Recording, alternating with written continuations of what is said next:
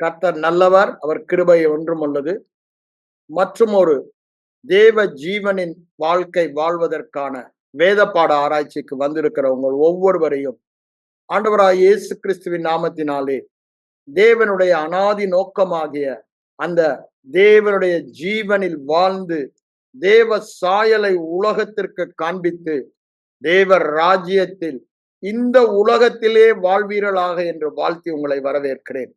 நாம் ஜோயே ஜீவனை குறித்து அநேக நாட்களாக வருடங்களாக பார்த்து கொண்டிருக்கிறோம் என்று சொல்லலாம். ஏன்? தேவனுடைய அனாதி நோக்கம் அதுதான். தீத்துவுக்கு பவுல் எழுதும்போது என்ன சொல்றாங்க? உலக தோற்றத்திற்கு முன்பே நமக்கு இந்த நித்திய ஜீவனை குறித்து வாக்கு பண்ணினாராம். அப்ப அவருடைய திட்டம் என்னங்க? இந்த திட்டம் நாம் பரலோகம் போவது மாத்திரம் அல்ல, இந்த உலகத்திலே தேவர்களாக தேவ சாயலை காண்பிப்பவர்களாக நாம் வாழ வேண்டும். ஏன்? பிதாவை ஒருவனும் ஒரு காலும் கண்டதில்லை, ஒரே பேரான குமாரனே அவரை வெளிப்படுத்தினார் என்று யோவான் 1ஆம் அதிகாரத்திலே அப்போஸ்தலன் யோவான் சொல்லுவதை நாம் பார்க்கிறோம். ஆனா தேவனுடைய நோக்கம் அதுமல்ல. ஒரு கோதுமை மணி தரையிலே விழுந்து மரித்ததானால் அநேக கோதுமை. அப்போ ஒரு கிறிஸ்து மரித்ததின் மூலமாக அநேக கிறிஸ்துகள் எழும்ப வேண்டும், அநேக தேவர்கள் எழும்ப வேண்டும், உலகம் தேவனை காண வேண்டும், தேவர் ராஜ்யத்தை காண வேண்டும் என்பதுதான் பிதாவுடைய ஞானமும் நோக்கமும் திட்டமும் தீர்மானமுமாய் இருந்தது. அதற்காக தான் இயேசு உலகத்திற்கு வந்து இந்த மாபெரும் பொக்கிஷத்தை நமக்கு கொடுத்திருக்கிறார். இந்த பொக்கிஷத்தை நாம் மண்பாண்டங்களிலே பெற்றிருக்கிறோம். இந்த மண்பாண்டமும் ஒரு நாள் பொக்கிஷமாக மாறப்போகிறது என்பதற்கு அடையாளமாக பரிசுத்த ஆவியானவரால் நம்மை முத்திரை போடப்பட்டு விட்டார். அப்ப யோசித்து பாருங்க, 1 யோவான் 4:17 சொல்ற மாதிரி அவர் இருக்கிற வண்ணமாகவே நாம் ஆவியில் இருந்தாலும் இந்த பூமியிலே அந்த ஆவியில் நாம் இருக்கும் சாயலை, அது என்ன சாயல்? இயேசு கிறிஸ்து இருந்த அதே சாயல், அதே மகிமை, அதே சுபாவம், அதே திறமை, அதை வெளிப்படுத்தத்தான் நமக்கு இந்த வேத வசனத்தையும் ஆவியானவரையும் தந்திருக்கிறார். வேத வசனத்தில் அதை எவ்வாறு வெளிப்படுத்த முடியும் என்பதை சொல்லுகிறார். அதை நாம் தியானிக்கும் பொழுது ஆவியானவர் வெளிச்சம் தருகிறார். இது நம்முடைய முயற்சியே இல்லை என்று வேதம் சொல்லுகிறது. தேவ சாயல், உலான சாயலை வெளிப்படுத்துவது நம்முடைய முயற்சி இல்லாமல் நாம் அறியாத விதமாக தானாக முளை கிளம்பி அது பயிராகும் என்று சொல்லுகிறாரே மார்க் 4:25-26 வசனம்ல அதைதான் வேத வசனம் சொல்லுகிறது. இந்த விதையாகிய வசனம் இருதயத்துக்குள்ளே போக வேண்டும். அப்போ இந்த ஜோயே ஜீவனில் வாழ்வதுதான் தேவனுடைய பிரதான நோக்கம், திட்டமுமாய் இருக்கிறது. இந்த நோக்கத்திற்குத்தான் பாவத்தை அவர் மன்னித்து அகற்றினார் என்று சொல்லப்படுகிறது. பிரதான நோக்கம் பாவம் அகற்றப்படுவதல்ல, தேவ ஜீவனில் நாம் வாழ வேண்டும். அந்த ஜீவனில் வாழ வேண்டுமானால் பாவத்தோடு வாழ முடியாது. ஆனால் பாவம் செய்யாத மனிதனே இல்லை. அதற்காக தான் தேவனுடைய திட்டம். பாவம் அறியாதவரை பாவமாக்கி நம்மை நீதிமானாக்குகிறார். 2 கொரிந்தியர் 5:21 சொல்வது போல நாம் பாவம் செய்யாதபடியினால் நாம் நீதிமானாகவில்லை, இயேசு பாவம் ஆனபடியினால் நாம் நீதிமானாக்கப்பட்டோம். எவ்வாறு பாவத்தின் விளைவாகிய மரணம் மனிதனை ஆண்டு கொண்டதோ, இப்பொழுது மறுபடியும் பிறந்தவர்களுக்கு இயேசு கிறிஸ்துவின் நீதியே கொடுக்கப்பட்டபடியால், பரிபூரண நீதி என்ன ஆயிடுச்சா? நித்திய ஜீவனை பெற்று நித்திய ஜீவன் ஆண்டு கொண்டது என்று சொல்லுகிறார். மரணம் அல்ல. ஏன்? அவர் மரணத்தை பரிகரித்து ஜீவனை நமக்கு தந்தார். இந்த ஜீவன் ஆண்டு கொண்டது நன்றாக புரிந்து கொள்ள வேண்டும். ஜீவன் என்று சொல்லும் பொழுது தேவனுடைய சாயல், தேவனுடைய திறமை, தேவனுடைய எல்லாமே அதில் அடங்கி இருக்கிறது. தேவனை தேவனாக்குகிறது தேவனுடைய ஜீவன். ஒரு மிருகத்தை அந்த மிருகமாக்குறது அந்த மிருகத்தின் ஜீவன். அந்த மிருகத்தின் ஸ்பாவம், திறமை எல்லாமே அந்த ஜீவனில் இருக்கிறது. பறவை பறக்க வைப்பது அந்த ஜீவனில் இருக்கிறது. மீனை ஸ்விம் பண்ண வைப்பது அந்த ஜீவனில் இருக்கிறது. தேவனை தேவனாக்குகிற ஜீவன், அந்த ஜீவனை நமக்கு தந்திருக்கிறார். இது எப்பொழுதுமே நம்முடைய மனதில் காணப்பட வேண்டும். தேவனுடைய ஜீவனை பெற்றவன் என்றால் என்ன அர்த்தம்? தேவ வித்தினாலே பிறந்தவர்கள் சொல்றாரு. தேவ புத்திரர் புத்திரிகள் என்று சொல்லுகிறாரு. தேவ வித்தினால் பிறந்தபடியால் தேவ குடும்பத்தில் அங்கம் என்று சொல்லுகிறார். இயேசு கிறிஸ்துவின் இளைய சகோதரர் என்று சொல்லுகிறார். அப்புறம் சுவிகார புத்திரர் என்று சொல்லுகிறார். சுதந்திரர், உடன் சுதந்திரர் என்று சொல்லுகிறார். இதெல்லாம் எதை குறிக்கிறது? நாம் தேவர்களாக தேவனை உலகத்தில் வெளிப்படுத்த வாழ வேண்டும். தேவன் ஒருவரே. ஆனால் நாம் தேவர்களாக, நாம் எல்லோரும் அவருடைய பிள்ளைகளாக, தேவன் எப்படிப்பட்டவர், எப்படி இருப்பார் என்பதை உலகத்துக்கு காண்பிக்கும் பொழுது உலகமே அவரண்டை வரப்போகிறது. அதற்குத்தான் அந்த ஜீவனை கொடுத்தார். இந்த ஜீவன் நமக்குள் வந்தபடியினாலே, இதை வெளிப்படுத்துவது தேவனுடைய திட்டமாய் இருக்கிறபடினாலே, இதை எப்படியாவது நான் வெளிப்படுத்த வேண்டும் என்று நம்முடைய முயற்சியை அவர் எதிர்பார்க்கவில்லை. அதுதான் புதிய பிரமாணத்திற்கும் பழைய பிரமாணத்திற்கும் உள்ள வித்தியாசம். பழைய பிரமாணம் பை டூயிங், அப்படிதானே, செய்கிறபடியினால். ஆனா இயேசு கிறிஸ்து ஒரு புதிய பிரமாணம், ஒரு புதிய ஏற்பாடு, ஒரு புதிய ஜீவனமான மார்க்கம், ஒரு புதிய வழியை உண்டு பண்ணினார். அதைதான் நாம் சுவிசேஷம் என்று சொல்லுகிறோம். ஏன்? அது மிக மிக மிக மிக நல்ல செய்தி. அதை எவ்வளவுதான் விவரித்து சொன்னாலும் மனித பகுத்தறிவினாலே அறியவே முடியாது. ஆவியானவருடைய வெளிப்பாட்டினால் தான் சுவிசேஷத்தையோ புதிய உடன்படிக்கையின் பாக்கியங்களையோ ஸ்லாக்கியங்களையோ நாம் அறிய முடியும். வேதத்தில் பார்த்தா அநேக காரியங்களை நம்ம கடந்த மாதங்களில் அதை பார்த்து கொண்டிருக்கிறோம். புது சிருஷ்டியின் புது உடன்படிக்கையின் பாக்கியங்கள். ஆண்டவர் சொல்லிட்டாரு, நீங்க புது உடன்படிக்கையின் ஊழியக்காரர் என்று சொல்லிவிட்டார். புது உடன்படிக்கையின் ஊழியக்காரர் என்றால் அந்த புதிய ஏற்பாடு, புதிய வழி. இந்த வழி என்ன சொல்லுகிறார்? இந்த புதிய ஏற்பாடு, இந்த புதிய உடன்படிக்கையை சாதாரண வித்தியாசம் இல்லையா? வானத்துக்கும் பூமிக்கும் எவ்வளவு தூரமோ அவ்வளவு வித்தியாசம். பழைய வழி, பழைய ஏற்பாடு, பழைய உடன்படிக்கையை விட இது மிக மிக மிக மிக விசேஷமானது. இதை விவரித்து சொன்னாலும் இந்த மூளை அறிவு ஏற்றுக்கொள்ளாது. இத ஆவியில தான் நாம் ஏற்றுக்கொள்ள முடியும். அதற்குத்தான் ஆவியானவர். அதை விவரித்து சொல்லதான் வேத வசனம். ஆண்டவருடைய ஞானத்தை பாருங்க. அங்க பவுலடிகளார் 11ஆம் அதிகாரம் ரோமர்ல சொல்றாரு, அவருடைய ஞானம், அறிவு, ஐயா இந்த திட்டம், பிளான், ஐஸ்வர்யம் எவ்வளவு பெரியது என்று அதை நம்மளால புரிந்து கொள்ளவே முடியாது என்று சொல்லுகிறார். அளவிடப்பட முடியாதது. It cannot be comprehended by our human brain. இந்த சின்ன குருவி மூளையினால் அதை நம்ம அறிந்து கொள்ள முடியாது. ஆனா என்ன விசேஷம்? அங்க சொல்றாள் 1 கொரிந்தியர் 2ஆம் அதிகாரம் 10, 11, 12 வசனங்களை வாசிக்கும் பொழுது, நமக்கோ தேவன் அவைகளை வெளிப்படுத்த சித்தமாக தேவ ஆவியை கொடுத்திருக்கிறார். ஏன்?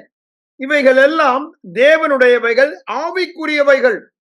இதை தேவ ஆவியினால் தான், தேவனால் நமக்கு ஈவாக இலவசமாக கொடுக்கப்பட்ட இந்த நித்திய ஜீவன், இந்த ஜீவனில் வாழ்கிற பாக்கியம் ஆவியானவர் தான் நமக்கு வெளிப்படுத்த முடியும். நாம் அறிந்து கொள்ளபடியா ஜென்மஸ்பாவம் மனுஷன் அவைகள் அறியான்னு சொல்லி அதே 2ஆம் அதிகாரம் 14ஆம் வசனத்துல சொல்லுவதை நாம் பார்க்கிறோம். அப்ப பாருங்க, எதற்காக நாம் இதை தியானிக்கிறோம்? இப்ப நான் பேசும்போது நீங்க கேட்கறீங்கன்னு அர்த்தம். தியானம், வேத வசனத்தை நாம் தியானிக்கிறோம். கேட்க கேட்க கேட்கதான் இருதயத்துல அந்த வெளிப்பாடு என்ன, தேவனுடைய புதிய திட்டம் என்ன, புதிய வழி என்ன, புதிய முறை என்ன, புதிய உடன்படிக்கை என்ன, புதிய நற்செய்தி என்ன என்பதை நாம் தெரிந்து கொள்ள முடியும். அந்த வெளிப்பாடை பெற்றவன் ஒரு சாதாரண வாழ்க்கை வாழ மாட்டான். ஆனா அதுல நல்ல காரியம் பாருங்க, உலகத்துல நமக்கு எந்த பகுதியில வெற்றி வேண்டுமானாலும், கலாத்தியர் 1 சொல்லல, உலகத்தின் அசுத்தங்களுக்கு, அப்படிதானே, தீமைகளுக்கு நம்மை விடுதலையாக்கும்படி அவர் நம்முடைய பாவத்திற்கு பரிகாரமாக தம்மையே பலியாக ஒப்பு கொடுத்தார். அததான் அங்க எபிரேயர் 1:3 நம்ம சொல்லுவதை பார்க்கிறோம். உலகத்தில் உலகம் பொல்லாங்கனுக்குள் இருக்கிறது. ஆனா பொல்லாங்கன் நம்மை தொடாதபடிக்கு, அதுதாங்க புதிய வழியில ஒரு பெரிய பாக்கியம். தொடவே முடியாது, நெருங்கவே முடியாது, உன் வழியாய் அவன் கடந்து வரவே முடியாது, பொல்லாப்பு நேரிடாது, வாதை அணுகாது. அவன் முழுவதுமாய் சங்கரிக்கப்பட்டான், அவன் அழிக்கப்பட்டான், அவன் ஒழிக்கப்பட்டான். இன்னைக்கும் எவனை விழுங்கலாமோ என்று அவன் நம்முடைய எண்ணங்களை பிடிக்கத்தான் அலைகிறான். நாம் வாயினால் பேசி அவனுடைய எண்ணங்களை ஏற்றுக்கொள்ளும் பொழுதுதான் அவன் கிரியை செய்ய முடியும். அதனாலதான் இன்னைக்கு உலகத்தில் உள்ள எல்லா பிரச்சனைகளும் நமக்கு, இன்னைக்கு சபையில பிரச்சனை இருக்குன்னா, சபையில உள்ளவர்கள் வியாதியில, குறைவுல, தரித்திரத்துல, அசுத்தத்துல, பாவத்துல, சாபத்துல வாழ்றாங்கன்னா ஒரே ஒரு காரணம் தான். என்ன? தேவன் உண்டு பண்ணின புதிய வழியை அறியவில்லை. எல்லா பிரச்சனைக்கும் ஒரே தீர்வை உண்டு பண்ணினார், ஒரே நிவாரணத்தை உண்டு பண்ணினார், எல்லா பிரச்சனைக்கும் ஒரே பதில் தான் உண்டு பண்ணினார். ஒவ்வொரு பிரச்சனைக்கும் ஒவ்வொரு பதில் என்று அவர் உண்டு பண்ணவில்லை.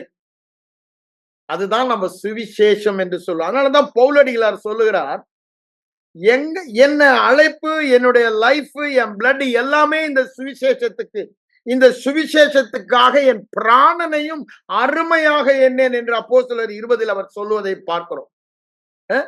அது என் மேல் விழுந்த கடமையா இருக்கிறது என்று சொல்லுகிறார் கொரிந்தியருக்கு எழுதும் பொழுது. அப்ப பாருங்க, இதற்காகவே நான் அழைக்கப்பட்டேன்.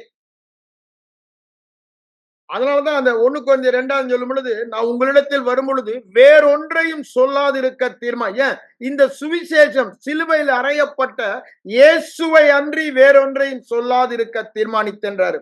அதனாலதான் 1 கொரிந்தியர் 1:18 என்ன சொல்றாரு? சிலுவையை பற்றிய, அதுதாங்க பரிகாரம். சிலுவையை பற்றிய உபதேசம் அல்லது கிறிஸ்துவின் சுவிசேஷம். அது என்ன? அவருடைய பரிகாரம், மரணம், உயிர்த்தெழுதல். அதுதான் எல்லாவற்றிற்கும் பரிகாரமாக, நிவாரணமாக, தீர்வாக இருக்கிறது. வேற தீர்வு இல்லை. அதனாலதான் சொல்றோம், அவராலே அன்றி வேறொரு தீர்வு இல்லை, ரட்சிப்பு இல்லை என்று சொல்லுகிறோம். அதனாலதான் ஆண்டவர் என்ன சொன்னாரு? வருத்தப்பட்டு பாரம் சுமக்கிறவர்களே, அந்த மத்தேயு 11 முடியும் பொழுது சொல்வதை பார்க்கிறோம், நீங்கள் எல்லோரும் என்னிடத்தில் வாருங்க அப்படின்னு. என்ன பிரச்சனை இருந்தாலும் என்னிடத்தில் வாருங்க, நானே வழி, சத்தியம், ஜீவன். there is no other way. ஒரே தீர்வு, ஒரே பதில், ஒரே பரிகாரம், ஒரே நிவாரணம் நான் தான் என்று சொல்லுகிறார்.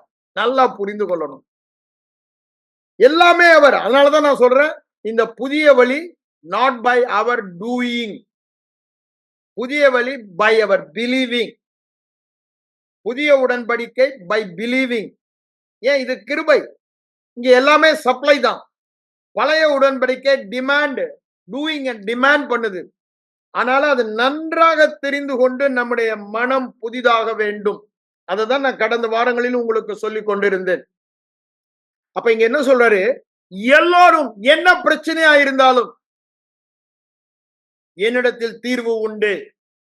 என்ன பிரச்சனையா இருந்தாலும், அது வியாதியா இருக்கலாம், தரித்திரமா இருக்கலாம், குடும்ப பிரச்சனையா இருக்கலாம், வேலை இல்லாமையா இருக்கலாம், பிள்ளைங்களுக்கு அவங்களுக்கு கல்யாணம் ஆகிற காரியங்களா இருக்கலாம், இல்ல ஏதா நீங்க செய்ய வேண்டிய காரியத்துல விருத்தி, ஐஸ்வர்யம், செழிப்பு இவைகள் காணப்படலாம், இல்ல பாவ பழக்கத்தில் இருந்து விடுதலை, பரிசுத்த வாழ்க்கை, எவையாய் இருந்தாலும் ஆண்டவர் என்ன சொல்றாரு? எல்லோரும் என்னிடத்தில் வாருங்கள், எல்லாத்துக்கும் ஒரே தீர்வு வைத்திருக்கிறேன் என்று சொல்லுகிறார். உலகத்தில் உள்ள அத்தனை பிரச்சனைக்கும் தீர்வு என்னிடத்தில் உண்டு என்று சொல்லுகிறார். அத சொல்லிட்டுதான் என்ன சொல்றாரு? என் நுகம் மெதுவாயும் லகுவாயும் இருக்கிறது. இது வெரி சிம்பிள் அண்ட் ஈஸி என்று சொல்லுகிறார். ஏன்? இங்க நீங்களும் நானும் செய்ய வேண்டியது ஒண்ணுமே இல்லை என்று சொல்லுகிறார். ஏன்? சிலுவையிலே அந்த பரிகாரம் செலுத்தப்பட்டு விட்டது. சிலுவையிலே அந்த பரிகாரம் செலுத்தப்பட்டு விட்டது. சிலுவையிலே நிவாரணம் செய்யப்பட்டு விட்டது. சிலுவையிலே தீர்வு உண்டு பண்ணிவிட்டார். அவர் உண்டு பண்ணினது, ஆயத்தம் பண்ணினது சிலுவையிலே. அதனாலதான் சொன்னாரு 14ஆம் அதிகாரத்துல யோவான்ல, ஆயத்தம் பண்ண போகிறேன், ஆயத்தம் பண்ணின பின்பு உங்களை என்னோடு சேர்த்துக் கொள்ளுவேன். இப்ப நம்ம எங்க இருக்கிறோம்? அவர் ஆயத்தம் பண்ணினபடியால் அவர் வேறு நாம் வேறு அல்ல, அவரோடு ஒன்றாய் இருக்கிறோம். நம்முடைய ஆவியிலே நம் ஆவி எது, தேவனுடைய ஆவி எது என்று பிரிக்க முடியாத அளவுக்கு அவரோடு ஒன்றர கலந்து விட்டோம். கொஞ்சம் யோசித்து பாருங்க. அதனாலதான் வேதம் சொல்லுகிறது, ஆவியிலே அவர் இருக்கிற வண்ணமாகவே இருக்கிறோம். தேவன் நம்முடைய ஆவிய இருதயத்தை பார்க்கிறவர், வெளி தோற்றத்தை பார்ப்பவர் அல்ல. நாமும் அவ்வாறு பார்க்க வேண்டும் என்று வேதம் சொல்லுகிறது. அதனாலதான் பவுலடிகளார் என்ன சொல்றாரு? 2 கொரிந்தியர் 5:15, ஒருவனையும் நான் வெளி தோற்றத்தின்படி அறியேன். இயேசு கிறிஸ்துவை கூட மாம்சத்தில் வந்தார், அவரை கூட ஆவியின்படிதான் நான் அறிவேன் என்று சொல்லுகிறார். அதுதான் கிறிஸ்தவ வாழ்க்கை. ஆவியில் தேவன் நமக்கு என்ன மாற்றத்தை கொண்டு வந்தார், எப்படி கொண்டு வந்தார், அதன் பாக்கியங்களை நாம் அறிந்து கொள்ள வேண்டும். இங்க என்ன சொல்றாரு? இந்த உடன்படிக்கையை குறித்து சொல்லுகிறார். என் நுகம் மெதுவாகும். பழைய உடன்படிக்கை சுமக்க முடியாத பாரமாய் இருந்தது. சுமக்க முடியாது. உங்க ஒரு கையின் விரல்னால கூட நீங்க நகர்த்த மாட்டீங்கடான்றாரு. பரிசேயரை பார்த்து அவர் சொல்லும் பொழுது மத்தேயு 5ஆம் அதிகாரத்துல சொல்றாரு. ஆனா நீங்க சுமக்க முடியாத பாரத்தை அவங்க மேல சுமத்துறீங்கன்றாரு. அதே அப்போஸ்தலர் 15ஆம் அதிகாரம் வரும் பொழுது அங்க ஒரு பெரிய டிஸ்பியூட் வருது. விசுவாசமா கிரியையா, விசுவாசமா கிரியையான்னு. ரட்சிப்புக்கு விசுவாசம், அதுக்கப்புறம் கிரியை தேவை என்று போதிக்கிறாங்க ஜுடாயிசர், யூத மதத்தை சேர்ந்த கிறிஸ்தவர்கள். அப்போ அவர்கள் பவுலுக்கு எதிராக இருந்தபடினால அங்க அதை தீர்வு காண எருசலேம் சர்வ சங்கம் அங்க கூடப்பட்டது. மூத்த தலைவர்கள் யாக்கோபு, இயேசுவினுடைய சகோதரர், ஆஃப் பிரதர், அப்போஸ்தலர் யோவான், பேதுரு, இவங்க எல்லாம் கூடி அங்க ஆலோசிக்கிறாங்க. அப்ப அவங்க சொன்னது என்ன? பாரமான சுமையை அவர்கள் மேல் நாம் சுமத்த கூடாது, நம்மாலேயே சுமக்க முடியாது. பழைய பிரமாணத்தை சொல்லுகிறாங்க. ஆண்டவர் அதான் சொல்றாரு, பாரத்தை நீங்க சுமக்க வேண்டாம். அப்படின்னா என்னங்க? உங்க கீழ்ப்படிதல் அல்ல, இப்பொழுது உங்களுக்கு காரியத்தை நடப்பிப்பது என்னுடைய கீழ்ப்படிதல். ஏன்? சிலுவையின் பரிகாரமே அதுதாங்க. சிலுவையின் பரிகாரமே அதுதான். இந்த உடன்படிக்கையின் பாக்கியமே அதுதான். என்ன உடன்படிக்கை? இரத்த உடன்படிக்கை. என்ன ரத்தம்? தேவகுமாரனின் ரத்தம். ஆடு மாடு இவைகளின் ரத்தம் அல்ல. அது நிழலாட்டம் என்று சொல்லுகிறார். அதை நீர் விரும்பவில்லை, அது உமக்கு பிரியமாயிருக்கவில்லை. எபிரேயர் 10:5-6 எதை கோட் பண்றாரு? சங்கீதக்காரன் 40 சொல்லுவதை கோட் பண்ணி அங்க சொல்லுவதை நாம் பார்க்கிறோம். இதோ உம்முடைய சித்தத்தின்படி செய்ய வருகிறேன் என்று தம்மை விரும்பி ஒப்பு கொடுத்தார். எதற்குங்க? இந்த நிவாரணத்திற்கு, இந்த பரிகாரத்திற்கு, இந்த ஒரே தீர்வுக்கு. வேதவசனம் சொல்லுகிறது, எபிரேயர் 10:14 வரைக்கும் நீங்க வாசிங்கன்னா 14 என்ன சொல்றாரு? ஒரே பலியினாலே. நான் நேரம் இல்லாத முழுமையா நான் வாசிக்கல, நீங்க நோட் பண்ணி வாசிங்க. 10 சொல்வதை பார்க்கலாம். அந்த அதிகாரம் முழுவதுமே ரொம்ப த்ரில்லிங்கா இருக்கும், கிளைமாக்ஸா இருக்கும். ஒரே பலியினாலே என்றென்றுமாக என்றென்றுமாக பூரணப்படுத்தி விட்டார். அந்த 2 வார்த்தையை பாருங்க. என்றென்றுமாக, நித்தியம் நித்தியமாக, யுகாயுகமாக பூரணப்படுத்தி விட்டார். அங்க டைம் வந்து ஃபுல் அபண்டன்ஸ் சொல்றாரு. எல்லா காலத்திற்கும், எல்லா நேரத்திற்கும், எக்காலத்துக்கும் அப்படி சொல்றாரு. இங்க அவர் செய்தது என்ன? பூரணப்படுத்தி விட்டார். பூரணப்படுத்திட்டார்னா அங்க குறைவே இல்லை. சம்பூரணம், சம்பூரணம், சம்பூரணம். யாருக்கு அந்த சம்பூரணம் இருக்க முடியுங்க? கடவுளுக்கு தான் இருக்க முடியும். அந்த சம்பூரணத்தை நம்ம படுத்தி விட்டார் என்று சொல்லுகிறார். இது ரெண்டு வெரி பவர்ஃபுல் வேர்ட்ஸ். அப்படிதானே? ஒரே முறை எக்காலத்துக்கும், அப்படிதானே? என்றென்றும் நம்மை பூரணப்படுத்தி விட்டார். ஒரு நாள் இல்ல, 2 நாள் இல்ல. இதுதான் கிறிஸ்தவர்கள் புரிந்து கொள்ள வேண்டும். நான் ஏதாவது தவறும் போது என் பூரணம் போயிடுச்சுன்னு சொல்லி சபையில போதித்து மண்டைய குழப்பி விட்டானுங்க. ஆனா வேதம் அப்படி சொல்லல. அந்த ஒரே பலியினாலே என் கீழ்ப்படுதல் அல்ல. திரும்பவும் சொல்றேன். ஏன் இது மனதை விட்டு போக வேண்டும்? அந்த ஒரே பலியினாலே, அதுதானே கலாத்தியர் 1:4 சொல்றாரு, எபிரேயர் 1:3 சொல்றாரு. வேத வசனம் முழுவதும் அதுதானே சொல்லுகிறது. புதிய உடன்படிக்கையின் பாக்கியமே அதுதானே. ஒரே பலியினாலே என்றென்றும் நம்மை பூரணப்படுத்தி விட்டார். அப்ப எவ்வளவு பெரிய ஸ்ட்ராங் வேர்டு பாருங்க.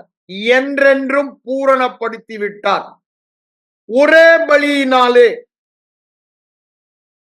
இந்த புது உடன்படிக்கை என்னுடைய இரத்தத்தினாலாகிய புதிய உடன்படிக்கை என்று சொல்லுகிறார். அப்படிதானே? மத்தேயு 26 நீங்க வாசித்தீங்கன்னாங்க, ஐ திங்க் 24 நினைக்கிறேன். அங்க அவர் என்ன சொல்வாரு? இது என் அநேகருடைய பாவங்களுக்காக சிந்தப்படுகிற என்னுடைய ரத்தம், புது உடன்படிக்கையின் ரத்தம் என்று சொல்லுகிறார். இதை நாம் புரிந்து கொண்டோமானால், இந்த இரத்த உடன்படிக்கை, உடன்படிக்கையின் ரத்தம் என்னவென்று புரிந்து கொண்டோமானால், நம்முடைய எல்லா பிரச்சனைக்கும் தீர்வு அங்கதான் இருக்கிறது. அதுதான் நம் சிலுவை பற்றியது. சிலுவை மரணம் என்று சொல்லுகிறோம். சிலுவையில் அவர் சிந்தின ரத்தம் என்று சொல்லுகிறோம். அதைதான் சுவிசேஷம் என்று சொல்லுகிறோம். சகரியா தீர்க்கன் ஒரு வார்த்தை சொல்லுகிறதை நாம் பார்க்கலாம் வேதத்துல. சகரியா புத்தகம் 9ஆம் அதிகாரத்துக்கு வாங்க. அங்க நாம சகரியா தீர்க்கன் இந்த உடன்படிக்கையின் ரத்தத்தின் மகத்துவத்தை சொல்லுவதை நாம் பார்க்கிறோம். 9ஆம் அதிகாரம் 11ஆம் வசனம். ஆண்டவர் என்ன சொல்றாரு? இந்த புதிய உடன்படிக்கையை பற்றி அவர் சொல்லிக் கொண்டே வருகிறார். 8ஆம் வசனத்துல அதுக்கு முன்னாலும் சொல்றாரு, 6-7 சொல்லுவாரு. நீங்க பாத்தீங்கன்னா பழைய ஏற்பாட்டு தீர்க்கதரிசி ஏசாயா, எரேமியா, எசேக்கியல், எல்லாருமே, தானியேல், ஓசியா, வரிசையா பாருங்க. எல்லாருமே வரப்போகிற மேசியாவை பற்றி சொல்லும் பொழுதெல்லாம் இந்த புதிய உடன்படிக்கை குறித்து தான் சொன்னாங்க. எப்பேற்பட்ட வாழ்க்கை என்பதை தான் அவங்க சொன்னாங்க. அதுதான் இங்க என்ன சொல்றாரு பாருங்க. 8ல இருந்து அவர் வரிசையா சொல்லிக்கொண்டே வருகிறார். என் கண்களினால் பார்த்து கொண்டிருக்கிறேன், ஆலயம் காக்கப்படும்படி சுற்றிலும் தேவதூதர்கள் பாளையம், பாளையம் அவருடைய சேனையை பாளையம் போடுவேன், உங்களை காத்து கொள்ளுவாங்க. அதெல்லாம் சொல்லிட்டு என்ன சொல்றாரு? நீ கலிகூறு, இப்ப வந்து உனக்கு ஒண்ணுமே இல்லை, நீ செய்ய வேண்டியது, நீ அப்படி செய் இப்படி செய்யினே சொல்ல. கலிகூறு, கம்பீரி, ராஜா உன்னில் மகிழ்கிறார், அவர் ரட்சிக்கிறவர், அவர் நீதி செய்கிறவர், அதெல்லாம் வரிசையா சொல்லிட்டு இனி யுத்தமே இல்லாம பண்ணிடுவேன், அவ்வளவு சமாதானம் இருக்கும். சமாதானம் கூறுகிறவர் யாரு? நம்முடைய பிரதான ஆசாரியர். நம்முடைய சுவிசேஷமே சமாதான சுவிசேஷம். நம்முடைய பிரதான ஆசாரியர் ஓதுவதும், அது அப்படித்தானே ஒரு பாட்டு பாடுவோம். நம்ம பழைய பாமால கீர்த்தனையில பாடும்போது பாத்தீங்கன்னா, சமாதானம் ஓதும், அப்படிதானே? கிறிஸ்து இவர்தாம், இவர்தாம். அவர் இப்பொழுது பிதாவண்டை நமக்கு கோபத்தை பேசவில்லை, சமாதானத்தை பேசிக்கொண்டு, அதனாலதான் நாமும் அதை பேச வேண்டும் என்று சொல்லுகிறேன். இங்க என்ன சொல்றாரு பாருங்க, 11ஆம் வசனத்துல, இந்த புதிய உடன்படிக்கையிலே உனக்கு நான் செய்வது என்னவென்றால், தண்ணீர் இல்லாத குழியிலே அடைப்பட்டிருக்கிற உன்னுடையவர்களை நான் உடன்படிக்கையின் ரத்தத்தினால் விடுதலை பண்ணுவேன். எதனால விடுதலை பண்ணுவாராங்க?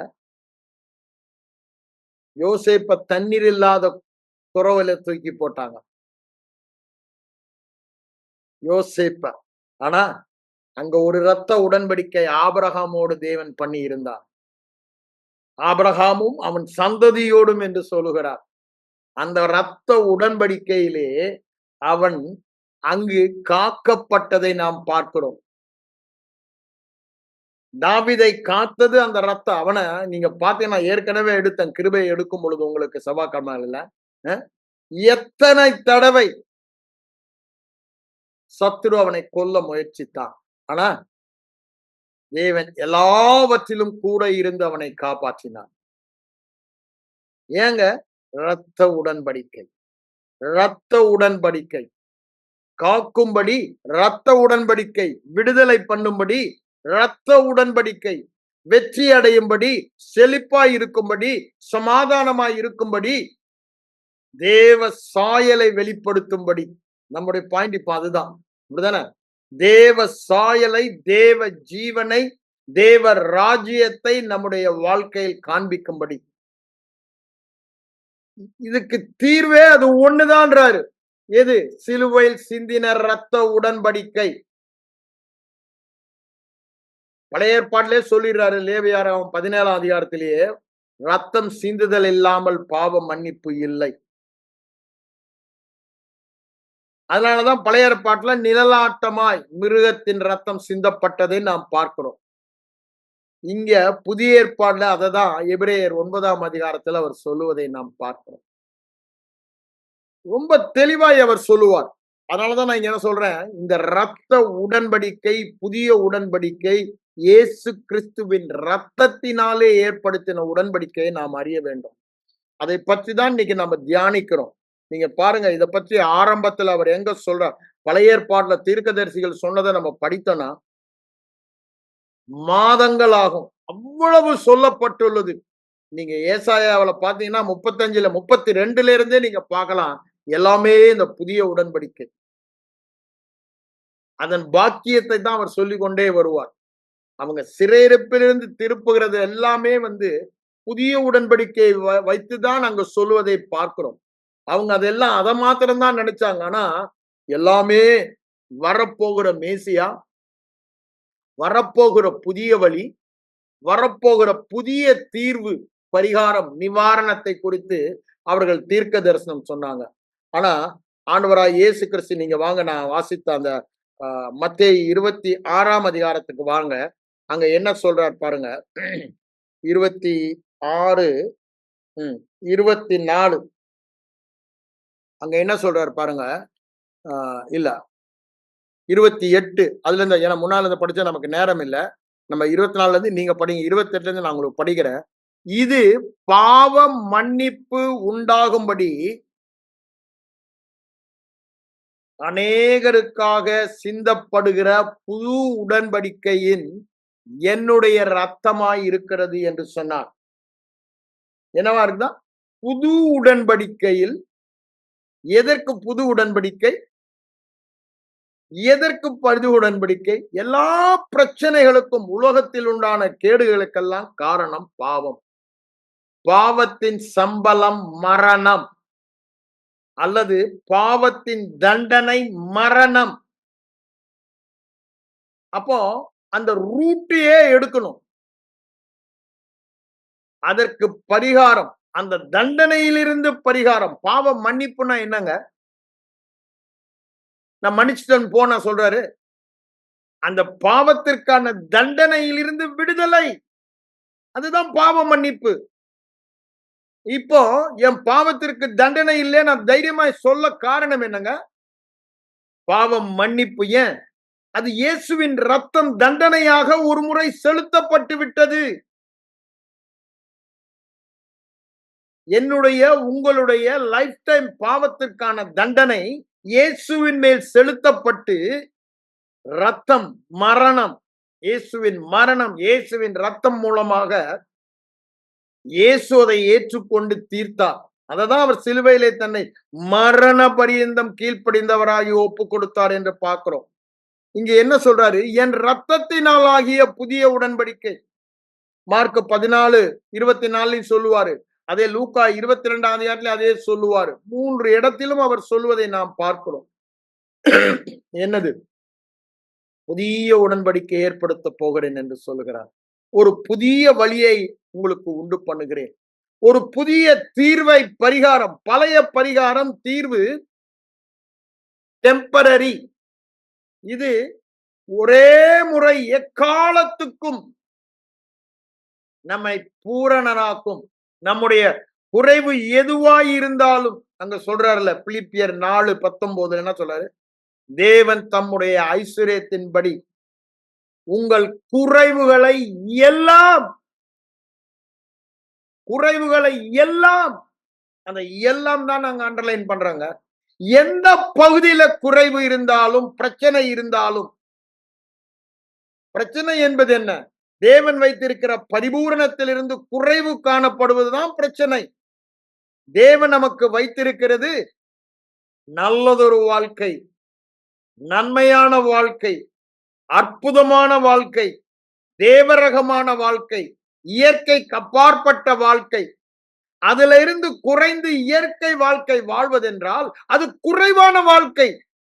உலக மனிதர்கள் வாழ்கிற வாழ்க்கையை நீங்களும் நானும் வாழ்ந்தோம் என்றால் அது இயற்கை வாழ்க்கை.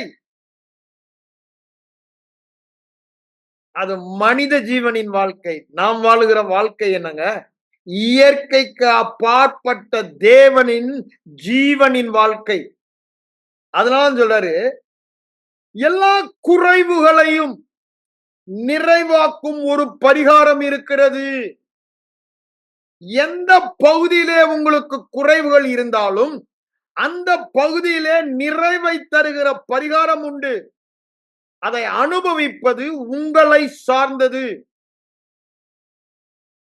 அது ஏற்கனவே அந்த நிறைவை உங்களுக்கு தந்து விட்டார். எங்க? உங்க ஆவியில. அத சரீர மண்டலத்துல கொண்டு வர வேண்டும்.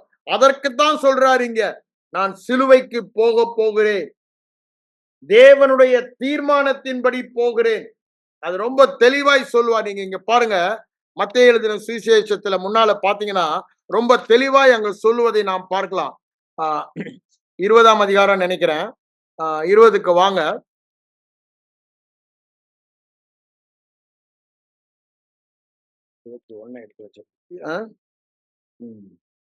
28ஆம் வசனத்தை நான் உங்களுக்கு வாசிக்கிறாங்க பாருங்க. அவர் என்ன சொல்றாரு? மனுஷகுமாரன் ஊழியம் கொள்ளும்படி வராமல் ஊழியம் செய்யவும் அநேகரை மீட்கும் பொருளாக எல்லா பிரச்சனைக்கும் எல்லாருக்கும் தீர்வு உண்டாகும்படியாக, பரிகாரம் உண்டாகும்படியாக, விடுதலை உண்டாகும்படியாக, வெற்றி உண்டாகும்படியாக, காக்கும்படியாக, அப்படித்தானே? எல்லாவற்றையும் அங்க போடலாம். எல்லாவற்றிலும் வாழ்ந்தவர்கள் சுகமாய் இருக்கும்படியாக தம்முடைய ஜீவனை கொடுக்கவும் வந்தார் என்று சொல்லுகிறார். அப்போ பரிகார மரணமாக தன் ஜீவனை அவர் கொடுத்தார் என்று நாம் பார்க்கிறோம். அப்போ எல்லா பிரச்சனைக்கும் தீர்வு, பரிகாரம் அவருடைய மரணம். அதனாலதான் பவுல் திரும்ப திரும்ப சுவிசேஷத்திற்கு அவ்வளவு முக்கியத்துவம் கொடுக்கிறார், அல்லது சிலுவை பற்றிய உபதேசத்தை குறித்து. ரோமர் 1:16 சொல்லும் பொழுது என்ன சொல்றாரு?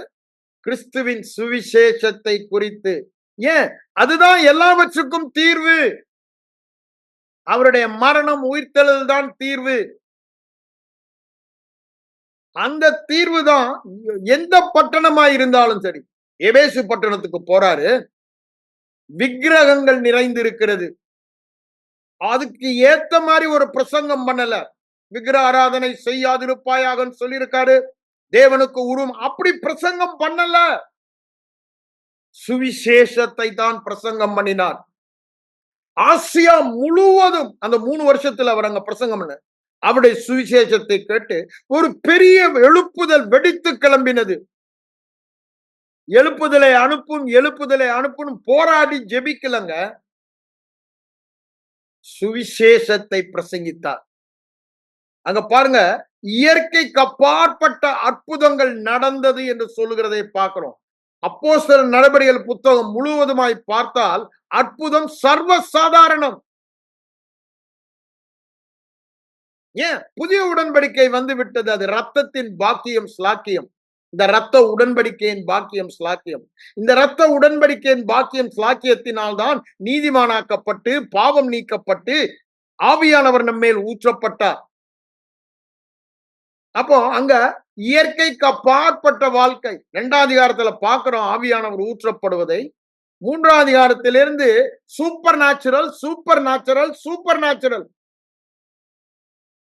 ஹீலிங் சூப்பர் நேச்சுரல், ஜெயில இருந்து ரிலீஸ் ஆகுறது சூப்பர். அப்ப அங்க ஸ்தேவான் ஒரு இடத்துல இருந்து அடுத்த இடத்துக்கு போவது சூப்பர் நேச்சுரல், மரித்த தபித்தாலே எழுந்திரு என்று சொல்வது சூப்பர் நேச்சுரல். எல்லாமே அப்படிதான் இருக்கு. இங்க என்ன சொல்றாரு எபேசு சபையில பற்றி சொல்லும் பொழுது,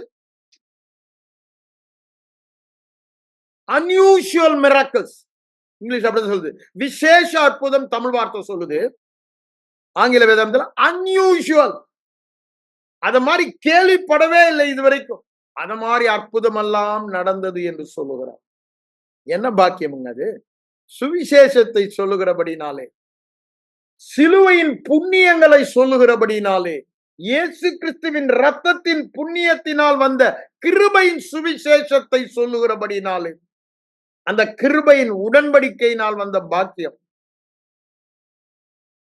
Everything was unusual, extraordinary, supernatural. காரணம் என்னங்க? இது ஒண்ணுதான் காரணம். எல்லா தீர்வும் பரிகாரம், எல்லாவற்றிலும் பூரணம் சம்பூரணம் பூரணம். அப்படிதானே? நீங்க 2 கொரிந்தியர் 9ஆம் அதிகாரம் 8ஆம் வசனம் என்ன சொல்றாரு பாருங்க.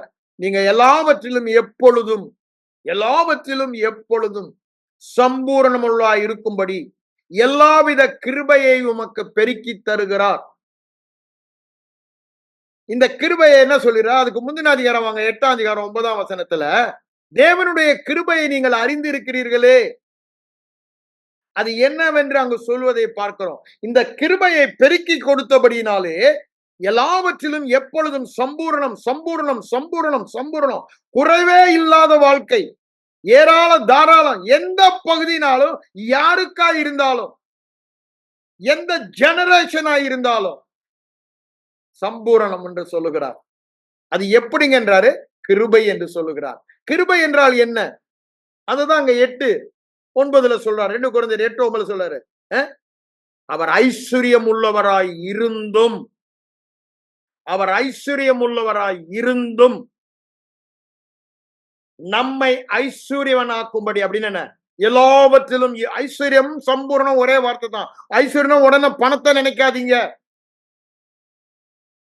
சம்பூரணத்துக்கு இன்னொரு வார்த்தை தான், ஒரிஜினல் கிரேக்க வார்த்தை தான் ரிச்சஸ். நான் அதை தான் எபேசு நிருபம் முழுவதுமே ஒரே வார்த்தையில சொல்லுங்க பிரதர்னா ரிச்சஸ்.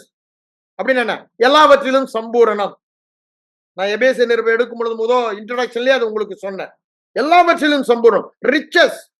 அதனாலதான் அந்த வேர்ட் திரும்ப திரும்ப வரதான் உங்களுக்கு காண்பித்தேன். நான் எல்லா பகுதியிலும் ரிச்சஸ் என்பதை அங்க சொல்லுவதை பார்க்கிறோம். எல்லா பகுதியிலும் ரிச்சஸ்னா எல்லா பகுதியிலும் சம்பூரணம். ரிச் இன் மணி மாத்திரம் இல்ல, ரிச் இன் ஹோலினஸ். அப்படிதானே?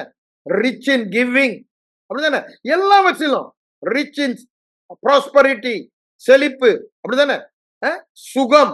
சுகத்துல ரிச்னா என்னங்க? வியாதியே இல்ல. எல்லாவற்றிலும் வாழ்ந்து சுகமாயிரு. எல்லாவற்றிலும் வாழ்ந்து, அததான் இங்க சொல்றாரு. அந்த ரிச்சஸ் தான் சொல்றாரு. அவர் சம்பூரணம் உள்ளவராய் இருந்தும், நான் கொஞ்சம் மாத்தி உங்களுக்கு அதை சொல்றேன். ஐஸ்வர்யம் உள்ளவராய் இருந்தும், அவர் சம்பூரணம் உள்ளவராய் இருந்தும் என்ன பண்ணாராம்? சிலுவையிலே நமக்காக தரித்திரரானார். அப்படின்னா என்னங்க? எல்லாத்திலும் ஒண்ணும் இல்லாமல் ஆனார். அதுதான் அங்க உபாகமம் 28ஆம் அதிகாரத்துல சாபத்தின் பட்டியலில பார்க்கலாம். ஒன்றும் இல்லாம போறது. அவருக்கு அங்க பாருங்க ஒண்ணுமே இல்ல. அவர் டிரெஸ் கூட புடுங்கிட்டானுங்க. அப்படிதானே? பிதாவினால் கூட கைவிடப்பட்டார் அப்படின்னு வேதம் அங்க சொல்லுது. ஏன்? பாவம் அவர் மேல் சுமத்தப்பட்டது, ஆவிக்குரிய மரணம் அதுதான் பிரிக்கப்படுவது. இன்னைக்கு மரணம்னா ஜனங்க என்னென்னமோ சொல்லிட்டு இருக்காங்க. இம்மார்டாலிட்டின்னு ஒரு புதிய டீச்சிங் எல்லாம் கொண்டாந்துட்டாங்க. அங்க என்ன சொல்லுகிறதுன்னு அவங்க புரியல. அங்க என்ன சொல்றாரு பாருங்க. நீங்க மத்தேயு 27ஆம் அதிகாரம் 46ஆம் வசனத்த பார்த்தீங்கன்னா, பார்க்குறாங்கன்னு சொல்லுவாரு. ஏலேயோ ஏலேயோயி லாமா சபக்தானின்னு சொல்லிட்டு, என் தேவனே, என் தேவனே, ஏன் என்னை கைவிட்டீர் என்றார். ஏங்க சொல்லணும்? ஸ்பிரிச்சுவல் டெத், அந்தகாரம் காரிருள் மூடுகிறது. அ தேவனுடைய பிரசன்னம் அவரை விட்டு, பிதா அவரை விட்டு பிரிந்தார். அதுதான் ஆவிக்குரிய மரணம். நமக்கு மறுபிறப்புல நடந்தது என்னங்க? இந்த மரித்த ஆவி உயிர்ப்பிக்கப்பட்டது. ஆவி தேவனோடு உறவு கொள்ளும் இடத்திற்கு வந்துவிட்ட அதுதாங்க இந்த ஜீவனின் பெரிய பாக்கியமே. தேவனோடு அணு தினமும் உறவு கொண்டு அவரோடே வாழ்கிறபடினால அந்த அசோசியேஷன் மூலமாக அவருடைய சாயலை நாம் வெளிப்படுத்துகிறோம்.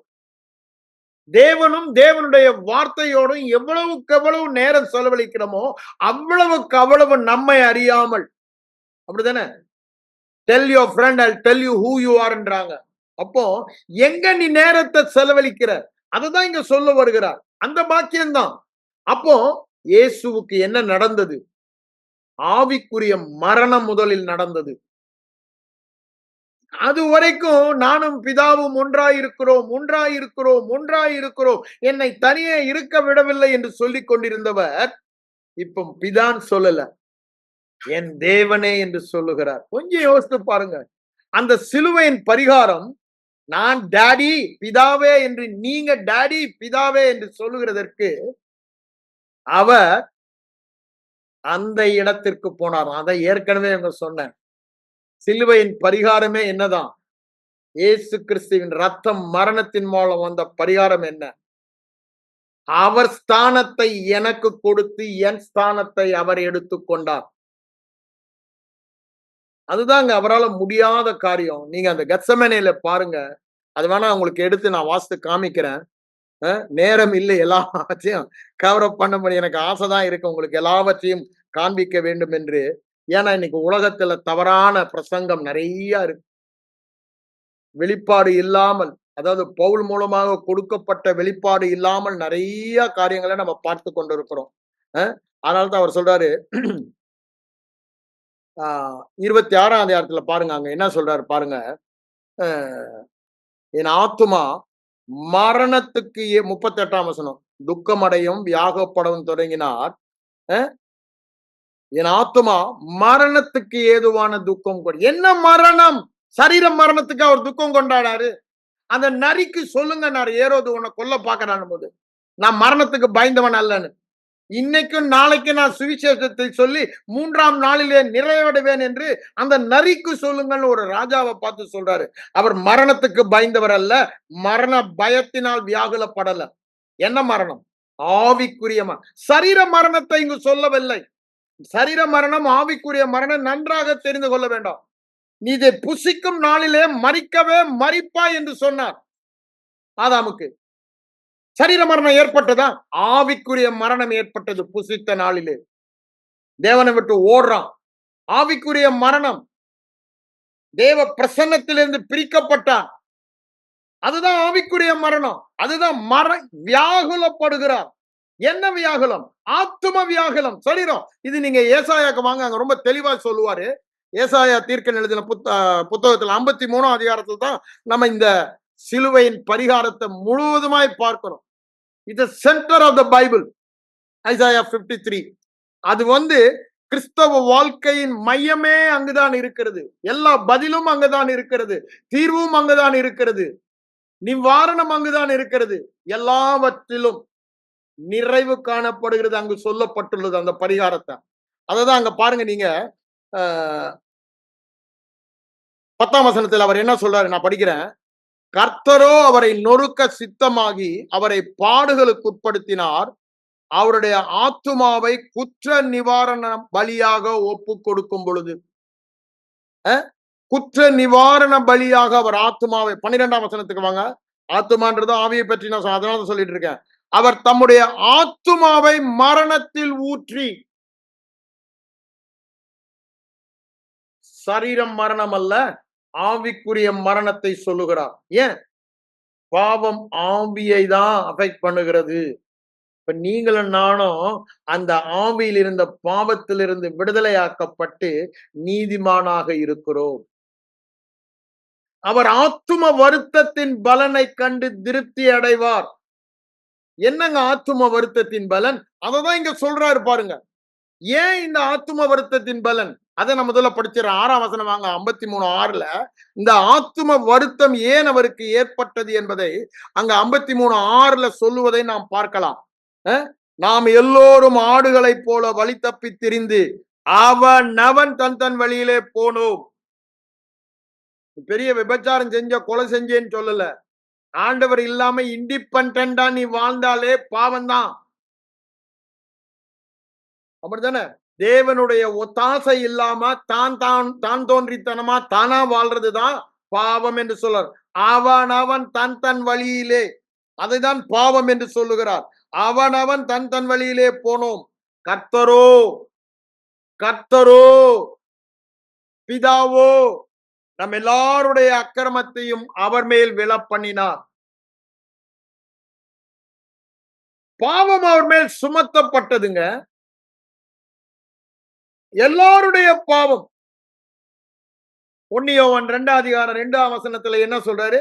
நம்முடைய பாவத்தை மாத்திரமல்ல, விசுவாசித்தவனுடைய பாவம் அல்ல, அகில உலகத்தின் பாவத்தையும் சுமந்து தீர்த்தார். கிருபாதார பலி அங்க சொல்றாரு. அதேதான் 1 யோவான் 4:10 சொல்லுறாரு. அவருடைய ரத்தம் தான் கிருபாதார பலியாக செலுத்தப்பட்டது, பரிகாரமாக செலுத்தப்பட்டது, பாவத்திற்கு நிவாரணமாக செலுத்தப்பட்டது, நம்முடைய குறைவுகளுக்கெல்லாம் தீர்வாக ஒரு நிறைவான பரிபூரணமான வாழ்க்கை வாழ்வதற்கு நிவாரணம் ஏற்கனவே செலுத்தப்பட்டு விட்டது. விலை ஏற்கனவே கொடுக்கப்பட்டு விட்டது. இங்க நீங்களும் நானும் இனி கொடுக்கறதுக்கு ஒண்ணுமே இல்லை. அததான் சொல்றாரு, அவர் என் ஆத்துமா மரணத்துக்கு ஏதுவான துக்கம் கொண்டிருக்கிறது என்று மத்தேயு 26:38 சொல்றாரு. காரணம் என்னங்க? ஏசாயா 53:6 நிறைய வசனங்கள் இருக்கிறது. அங்க 11:12 பாருங்க. நம்முடைய எல்லா அக்கிரமங்களையும் அவர் மேல் சுமத்தினான்னு சொல்லலாம். கர்த்தரோ அவர் மேல் விழப்பண்ணினார். பாவம் சம்பளம் மரணம். மரணம் என்னங்க? பாவத்தின் சம்பளம். பாவம் அவர் மேல் சுமத்தப்பட்டபடியினாலே என் தேவனே ஏன் என்னை கைவிட்டீர் என்று சொல்லுகிற இடத்திற்கு வந்தார். அப்படிதானங்க? இல்லைன்னா அவர் சொல்ல வருமா? அங்கு ஆவிக்குரிய மரணம், தேவனிடத்திலிருந்து அவர் பிரிக்கப்பட்டார். அதைதான் நான் சொல்றேன், ஸ்பிரிச்சுவல் டெத். அவர் ஆத்தும வருத்தத்தின் பலன், அவர் பிரிக்கப்பட்டபடியினால உங்களுக்கு எனக்கு என்ன வந்துச்சு? ஒரு நாளும் நமக்கு ஆவிக்குரிய மரணம் இல்லவே இல்லை. நான் சரீர மரணத்தை சொல்ல வரல. ஏன்? ஒரு நாளும் நாம் பின்வாங்க முடியாது. ஒரு நாளும். ஏன்? அவர் பிரிக்கப்பட்டார், நான் பிரிக்கப்படுவதில்லை. அவர் பிரிக்கப்படாத நித்தம் அவருடைய செல்ல பிள்ளையாக அவருடைய மார்பிலே இருந்தவர் என்று நீதிமொழிகள் 8ஆம் அதிகாரத்தில் நம்ம வாசிக்கிறோம். அந்த இடத்திற்கு நம்மை கொண்டு வந்து விட்டார். நித்தம் அவருடைய மனமகிழ்ச்சியாய் இருந்தார். அததான் அந்த நித்தம் மனமகிழ்ச்சி நமக்கு தருவதற்கு அவருடைய தேவனுடைய நித்தம் மனமகிழ்ச்சி யாருங்க? அது எப்படிங்க சொல்றீங்க? நம்ம செய்யற காரியத்தை பார்த்து ஆண்டவர் மகிழ்வாரான்னு நான் அதை பார்க்கலங்க, அதை பார்க்கல. அவருடைய கண்கள் ரத்தத்தை, கிருபாசனத்தை பார்க்கிறது. கிருபாசனம் தான் இந்த சிலுவையில் சிந்தின பரிகாரம். அதைதான் அவருடைய கண்கள் பார்க்கிறது. அவர் உங்களுடைய என்னுடைய வெளித்தோற்ற வெளிக்கிரிகளை பார்த்தா இந்த புதிய உடன்படிக்கையே இல்லைன்னு சொல்லிட்டு போயிடலாம். இந்த புதிய உடன்படிக்கையின் பாக்கியமே அதுதான். அவருடைய கண்கள் கிருபாசனத்தை பார்க்கிறது, கிருபாசனத்தின் மேல் இருக்கிற ரத்தத்தை பார்க்கிறது, ரத்தத்தினாலான உடன்படிக்கையை பார்க்கிறது, ரத்தத்தின் தீர்வை பார்க்கிறது. அததான் இங்க என்ன சொல்றாரு? நம்முடைய பாவங்களை எல்லாம் அவர் மேல் விழப்பண்ணினார். 11:12 அதை சொல்வதை பார்க்கலாம். தாமே சுமந்து கொண்டார். 11 சொல்றாரு. 12 என்ன சொல்றாரு? பாவத்தை தாமே சுமந்து எல்லாம் தாமே தாமே. அதேதான் 1 பேதுரு 2:24 நம்ம சொல்வதை பார்க்கிறோம். நீங்களும் நானும் நீதியாகும்படி அவர்தாமே பாவத்தை சுமந்து கொண்டு அடிக்கப்பட்ட அவருடைய தழும்புகளால் நாம் குணமானோம் என்று அங்கு சொல்லுகிறார். நல்லா யோசித்து பாருங்க. இயேசு கெத்செமனேல ஏங்க இவ்வளவு வியாகுலப்படணும்? ஏங்க இவ்வளவு துயரப்படணும்? ஏன்? ஆத்துமா ஆவிக்குரிய மரணத்துக்கு ஏதுவான துக்கம் கொண்டது. ஏன்னா அவருக்கு தெரியும். அவர் முன்னே சொல்றாரு. அப்படிதானே? அவர் இது மாதிரி உபத்திரப்படவும் சிலுவையில ஒப்பு கொடுக்கப்படவும் படுவார்.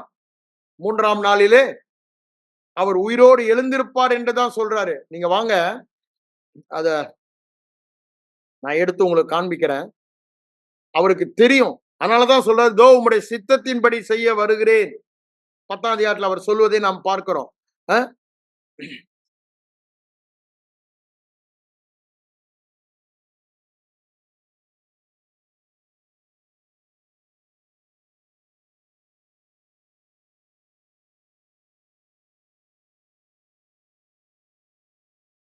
மனுஷகுமாரன் கெட்டு போனதை ரட்சிக்க வந்தார்.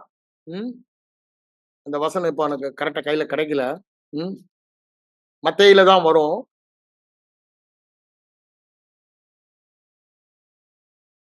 18ஆம் இல்லையே.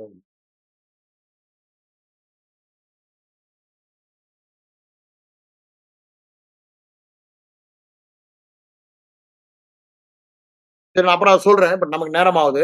இங்க என்ன சொல்ற பாருங்க. அவருக்கு நன்றாக தெரியும். சுவிசேஷத்துல திரும்ப திரும்ப சொல்றாரு அவர். அவர் பாடு சிலுவைக்கு செல்ல வேண்டும் என்பதை தெளிவாய் அறிந்து 3ஆம் நாளில உயிரோடு எழுந்திருப்ப தெளிவா சொல்றாரு. அத சொன்னதுமே தான் அங்க யாக்கோபுடைய தாய் வருவாங்க.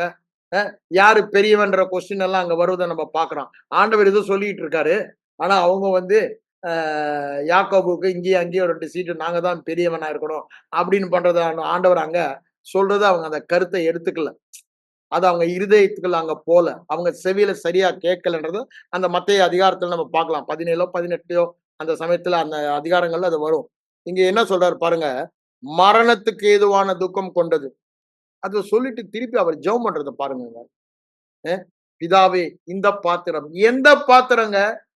எந்த பாத்திரம் என்னை விட்டு நீங்க கூட சித்தமானால் சென்றாரு.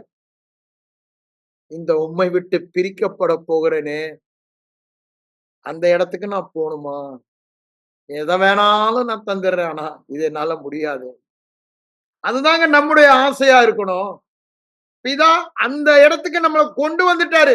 நீங்க ஒண்ணும் ஆசைப்பட்டு நீங்க முயற்சிக்க வேணாம். அப்படித்தானே? எப்போதும் அவரோட நித்தமும் அவர் என் மனமகிழ்ச்சி, நான் அவருடைய மனமகிழ்ச்சி. அவரோடு கொஞ்சி குழாவி உலாவுகிற இடத்துக்கு கொண்டு வந்துட்டாரு. அவர் நம்ம மேல மகிழ்ச்சி, நாம் அவர் மேல மகிழ்ச்சி. இதுக்கு மேல என்னங்க வேணும்?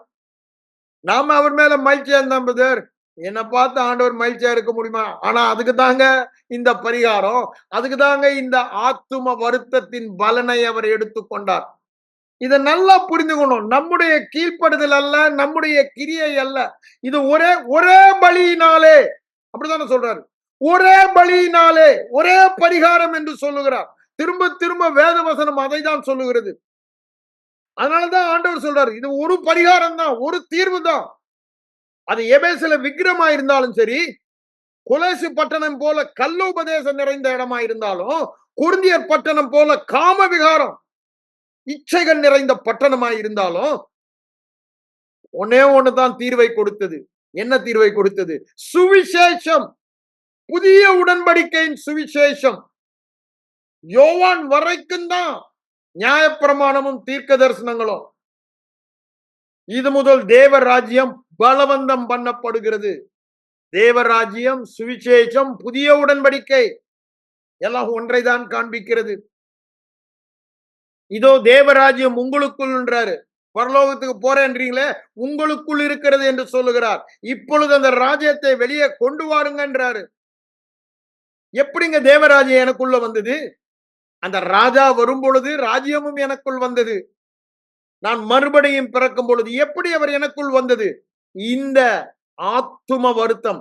என் பாவங்கள் அவர் மேல் விழப்பண்ணி பிதாவென்றிருந்து அவர் பிரிக்கப்பட்டு ஏன் என்னை கைவிட்டீர் என்று ஊரே காரி துப்புது. நீ தேவகுமாரனா இறங்கி வான்றான். சேவர்கள் லிட்டரலா துப்புறான். அவமானம், நிந்த, பரியாசம் கன்னத்துல ஓங்கி அறையிறான். யார் அடிச்சா சொல்லுன்றான் கண்ணை மூடிட்டு. எவ்வளவு தூரத்துக்கு அவரை இம்சைப்படுத்த வேண்டுமோ அவ்வளவு இம்சப்படுத்துறாங்க. வாயை திறந்தாரா? ஏசாயா 50 சொல்றார், வாயை திறக்கவில்லை. வாயை திறக்கல. ஸ்லாட்டர் ஹவுஸ்க்கு போற ஆடு மாதிரி இருந்தாரு. வாயை திறக்கல. ஏங்க? அவர் இந்த சித்தத்துக்கு விரும்பி தன்னை ஒப்பு கொடுத்தார். இந்த ஆத்தும வருத்தத்தின் பலனை காண்பதற்காக இந்த ஆத்தும வருத்தம் என்ன? ஆத்தும மரணத்திற்கு தம்முடைய ஆத்துமாவை மரணத்தில் ஊற்றி, அப்படித்தானே ஏசாயா தீர்க்கன் சொல்லுகிறான், மரணத்தில் ஊற்றி மரணத்திற்கு ஒப்பு கொடுத்து. அதை சொல்லும்போது பவுலடிகளார் பிலிப்பியர் 2ஆம் அதிகாரம் 8ஆம் வசனம் என்ன சொல்றாரு? மரண பரியந்தம் கீழ்ப்படிந்தவராகி. என்ன மரணம்? இன்னும் சரீர மரணத்தையே யோசிச்சுட்டு இருக்காதீங்க. That is nothing for him. ஆவிக்குரிய மரணம். ஆவிக்குரிய மரணம். அதற்கு தன்னை ஒப்பு கொடுத்தார். ஏன்? நீங்களும் நானும் ஆவிக்குரிய மரணத்திற்கு போகாதபடிக்கு, ஆவிக்குரிய மரணத்திற்கு போகாதபடிக்கு ஆத்தும மரணத்தை அவர் விரும்பி ஏற்றுக்கொண்டார். இங்க பாருங்க, அந்த மத்தேயு 26 சொல்றாரு, அவர் முகங்குப்புற விழுந்து ஜெபிக்கும் பொழுது எப்ப பாருங்க, இந்த பாத்திரம் என்னை விட்ட நீங்க கூடுமானால் நீங்கும், ஆகில உம்முடைய சித்தத்தின்படியாகனு அந்த ஆத்தும வருத்தத்திற்கு தன்னை ஒப்பு கொடுக்கிறார். நீங்களும் நானும் அந்த வருத்தத்திற்கு போகக்கூடாதுங்க. அதுக்குதான் அந்த வருத்தத்துக்கு அவர் போனாரு. நீங்களும் நானும் பிதாவண்டை இருந்து பிரிக்கவே கூடாது என்ற அந்த ஒரு தியாகத்தினால தன்னை ஒப்பு கொடுக்கிறார். ஏன்? எப்பொழுதும் நம்ம இன்னைக்கு இருக்கலாம். நான் என்ன செய்தாலும் செய்யாவிட்டாலும் திரும்பவும் சொல்லுறேன், அதை யாரு என்ன சொன்னாலும் எனக்கு கவலை இல்லை. சத்தியம் சொல்லுகிறது. தெளிவா சொல்ல வேண்டுமானாலும், நான் பாவம் செய்தாலும் என்னை விட்டு நீங்காத நேசர் எனக்கு உதவி செய்ய கூடவே இருக்கிறார். அப்போ உதவி செய்ய கூட இருக்கிறவர் என்னை பாவம் செய்யாமல் இருக்க உதவி செய்யாமல் இருப்பாரா? கட்டாயம் உதவி செய்வார். அப்ப எது முக்கியம்? நான் பாவம் செய்தா என்னை விட்ட போயிட்டான்னு சொல்ற டீச்சிங் முக்கியமா? பாவம் செய்யும் பொழுதும் அதை மேற்கொள்ளும் தேவன் என்னோடு இருக்கிறார் என்ற டீச்சிங் முக்கியமா? அதுதான் புது உடன்படிக்கை. இது பாவத்திற்கு லைசன்ஸ் கொடுக்கிற உடன்படிக்கை அல்ல. நான் ஏற்கனவே காண்பித்த ரோமர் 7ஆம் அதிகாரத்துல எது பாவத்திற்கு சமயம் கொடுத்தது, உயிர் கொடுத்தது, பலன் கொடுத்தது, கொன்றது, பாவம் இன்னும் அதிகமாக வைத்தது நியாய பிரமாணம் என்று, பழைய வழி என்று சொல்லுகிறது. இந்த கிருபைக்கு கீழ்ப்பட்டு இருக்கிறபடியால் பாவம் உங்களை மேற்கொள்ளாதுன்னு தான் வேதம் சொல்லுகிறது. ஏன் சொல்றேன்? அந்த இடத்தை அவர் எடுத்துக்கொண்டார், நானும் நீங்கள் இல்ல. அந்த இடத்தை, ஆத்தும வருத்தத்தின் இடத்தை அவர் எடுத்துக்கொண்டார். என் ஆத்துமா மரணத்தில் ஊற்றினார், பிரிக்கப்பட தன்னை ஒப்பு கொடுத்தார். அவருடைய ஆவி பிதாவின் ஆவியிடமிருந்து பிரிக்கப்பட ஒப்பு கொடுத்தார். இப்ப என்னுடைய ஆவி திரியேக தேவனின் ஆவியில் இருந்து பிரிக்கவே முடியாது. A supernatural exchange took place on the cross. அதுதான் நாங்க சொல்றோம். பரிவர்த்தனை. அவருடையதெல்லாம் என்னுடையதானது, என்னுடையதெல்லாம் அவருடையானது அப்படின்னு என்னங்க? என்கிட்ட ஒண்ணுமே இல்லை, தீமைதான் இருக்குது. அவர்கிட்ட இருக்கிறதெல்லாம் நன்மை நன்மை நன்மை. அவருடைய நன்மையெல்லாம் எனக்கு வந்து என்னுடைய தீமையெல்லாம் அவர் மேல போயிடுச்சு. இப்ப பிதா என்னல தீமையை பார்க்கிறாரா, நன்மையை பார்க்கிறாரா? தீமையை காணாத சுத்த கண்ணர் அன்னைக்கு இயேசுவுக்கு தன் முகத்தை மறைத்தார். ஏங்க? இந்த பாவம் அவர் மேல் சுமத்தப்பட்டது. ஆகவேதான் அவரு என் தேவனே என் தேவனேன்னு சொல்றத நம்ம பார்க்கணும். ஏன் கைவிட்டீர் என்று சொல்லுகிறார். அவர் எப்பொழுதும் என் ஜெபத்துக்கு நீங்க பதில் கொடுக்கிறீங்கன்னு யோவான் 11 சொல்லுவதை பார்க்கிறோம். இங்க பாருங்க, அவருடைய ஜெபத்துக்கு பதில் இல்லை. ஏன் ஏன் பதில் இல்ல? ஏன் பாவம்? உங்கள் பாவம், அகில உலகத்தின் பாவம் அவர் மேல் சுமத்தப்பட்டது. அந்த ஜெபத்திற்கு பதில் இல்ல. கைவிடப்பட்டவராக இருக்கிறார். இன்னைக்கு ஒரு கூட்டம் கிளம்பிடுச்சு, இளம் வாலிபர்கள் இத ஆண்டவர் அவிசுவாசத்துல சொன்னார். இதுடைய இந்த 47ஆம் வசனத்துல எவ்வளவு பொக்கிஷம் இருக்கிறது என்று அறியாம, எங்க தேவன் தேவகுமாரன் பாவம் செய்யாதவர், பாவம் அறியாதவர், பாவம் செய்தான் சொல்லுகிற துணிகரம் வந்திருக்கு வாலிபர்களுக்கு இன்னைக்கு. அவர் அவிசுவாசத்தினால் அப்படி ஜெபித்தார் என்று சொல்லுகிறாங்க. அது அவிசுவாசம் உள்ள ஜெபம் என்று சொல்லுகிறாங்க. அப்படிதான் அவர் பாவமானார் சொல்றாங்க. கள்ள உபதேசம், தேவ தூஷணம், வேற வார்த்தையே இல்ல. வேதம் தெளிவாய் சொல்லுகிறது, ஆத்தும வருத்தத்தின் பலன். நம்முடைய பாவங்களை அவர் ஆத்துமாவின் மேல் செலுத்தினார். அதை விரும்பி, இங்க எல்லாம் பார்ப்போம், நம்ம படிச்சுட்டு இருக்கோம். விரும்பி, என்னுடைய சித்தத்தின்படி அல்ல, உம்முடைய சித்தத்தின்படி ஆக கடவது. எது? இந்த ஆத்துமாவில் நான் பிரிக்கப்படுகிறது, நாவியிலே நான் பிரிக்கப்படுகிறது. இது என்னால தாங்கவே முடியாது. ஆனாலும் எனக்கு முன் வைத்திருக்கிற சந்தோஷம், எவ்வளவு பெரிய கூட்டம் சந்தான பரம்பரையாய் தேவனை சேவிக்க போகிறது, உறவு கொள்ள போகிறது, தேவனை விட்டு பிரிக்க முடியாத இடத்திற்கு வரப்போகிறார்கள். இப்போ தங்களுடைய கிரியையினால எந்த நிமிடமும் அவர்கள் பிரிக்கப்படலாம். ஆனா இது இயேசு எடுத்துக்கொண்டபடினாலே பிரிக்கவே முடியாது. என் ஆவியும் அவருடைய ஆவியும், திரியேக தேவனுடைய ஆவியும், அப்படித்தானே சொல்றாரு, நாங்கள் வாசம் பண்ணுவோம், உங்களை விட்டு நீங்கவே மாட்டோம், எக்காலத்துக்கும் நம்மோடு கூட இருக்கிறார். நம்முடைய ஆவியை விட்டு அவர் பிரிவதே இல்லை. நித்திய நித்தியமாக யுகாயுகமாக தேவனோடு உள்ள உறவு, நம்முடைய ஆவியில் இருக்கிற உறவு, அததான் ஆவிக்குரிய மரணம் என்று வேதம் சொல்லுகிறது. அங்க என்ன சொல்றாரு பாருங்க, அடுத்தது 41 விழித்திருந்து ஜெபம் பண்ணுங்க சொல்லிட்டு திரும்பவும் 42 என்ன சொல்றாரு பாருங்க, இந்த பாத்திரம் என்னை விட்டு நீங்க கூடுமானால். திரும்பவும் அதே 3 தடவை ஜெபிக்கிறாரு. பாவம். ஏன்? அவரால் தாங்க முடியாது. அவரால் தாங்க முடியாதது. அதுதாங்க கிருபை. அததான் இங்க சொல்றாரு, இயேசு கிறிஸ்துவின் கிருபையை அறிந்திருக்கிறீர்களே. அவர் ஐஸ்வர்யம் உள்ளவராய் இருந்தும் தரித்திரரானாரே. எதற்கு? நம்மை ஐஸ்வர்யம். எதுல அவர் இந்த கான்டெக்ட்ல பாருங்க, அவர் பரிசுத்தத்தில் ஐஸ்வர்யம் உள்ளவர், நீதியில் ஐஸ்வர்யம் உள்ளவர், என்னில் பாவம் உண்டு என்று யார் சொல்ல முடியும் என்று சொன்னார். அவர் சிலுவைக்கு சொல்லும் பொழுது இங்க ஏசாயா தீர்க்கன் என்ன சொல்றான், அவர் வாயில் வஞ்சனை காணப்படவும் இல்லை, அவர் பாவம் செய்யவும் இல்லை. அதேதான் 1 யோவான் 3:5 சொல்லுவதை நாம் பார்க்கிறோம். கடைசி வரை மரண பரியந்தம் கீழ்ப்படிந்தவராகி, மரண பரியந்தம் அவர் திடீர்னு அவிசுவாசத்துல கீழ்ப்படியாம போல, அது தவறான உபதேசம், நல்ல உள்ளத்துல தள்ளுங்க.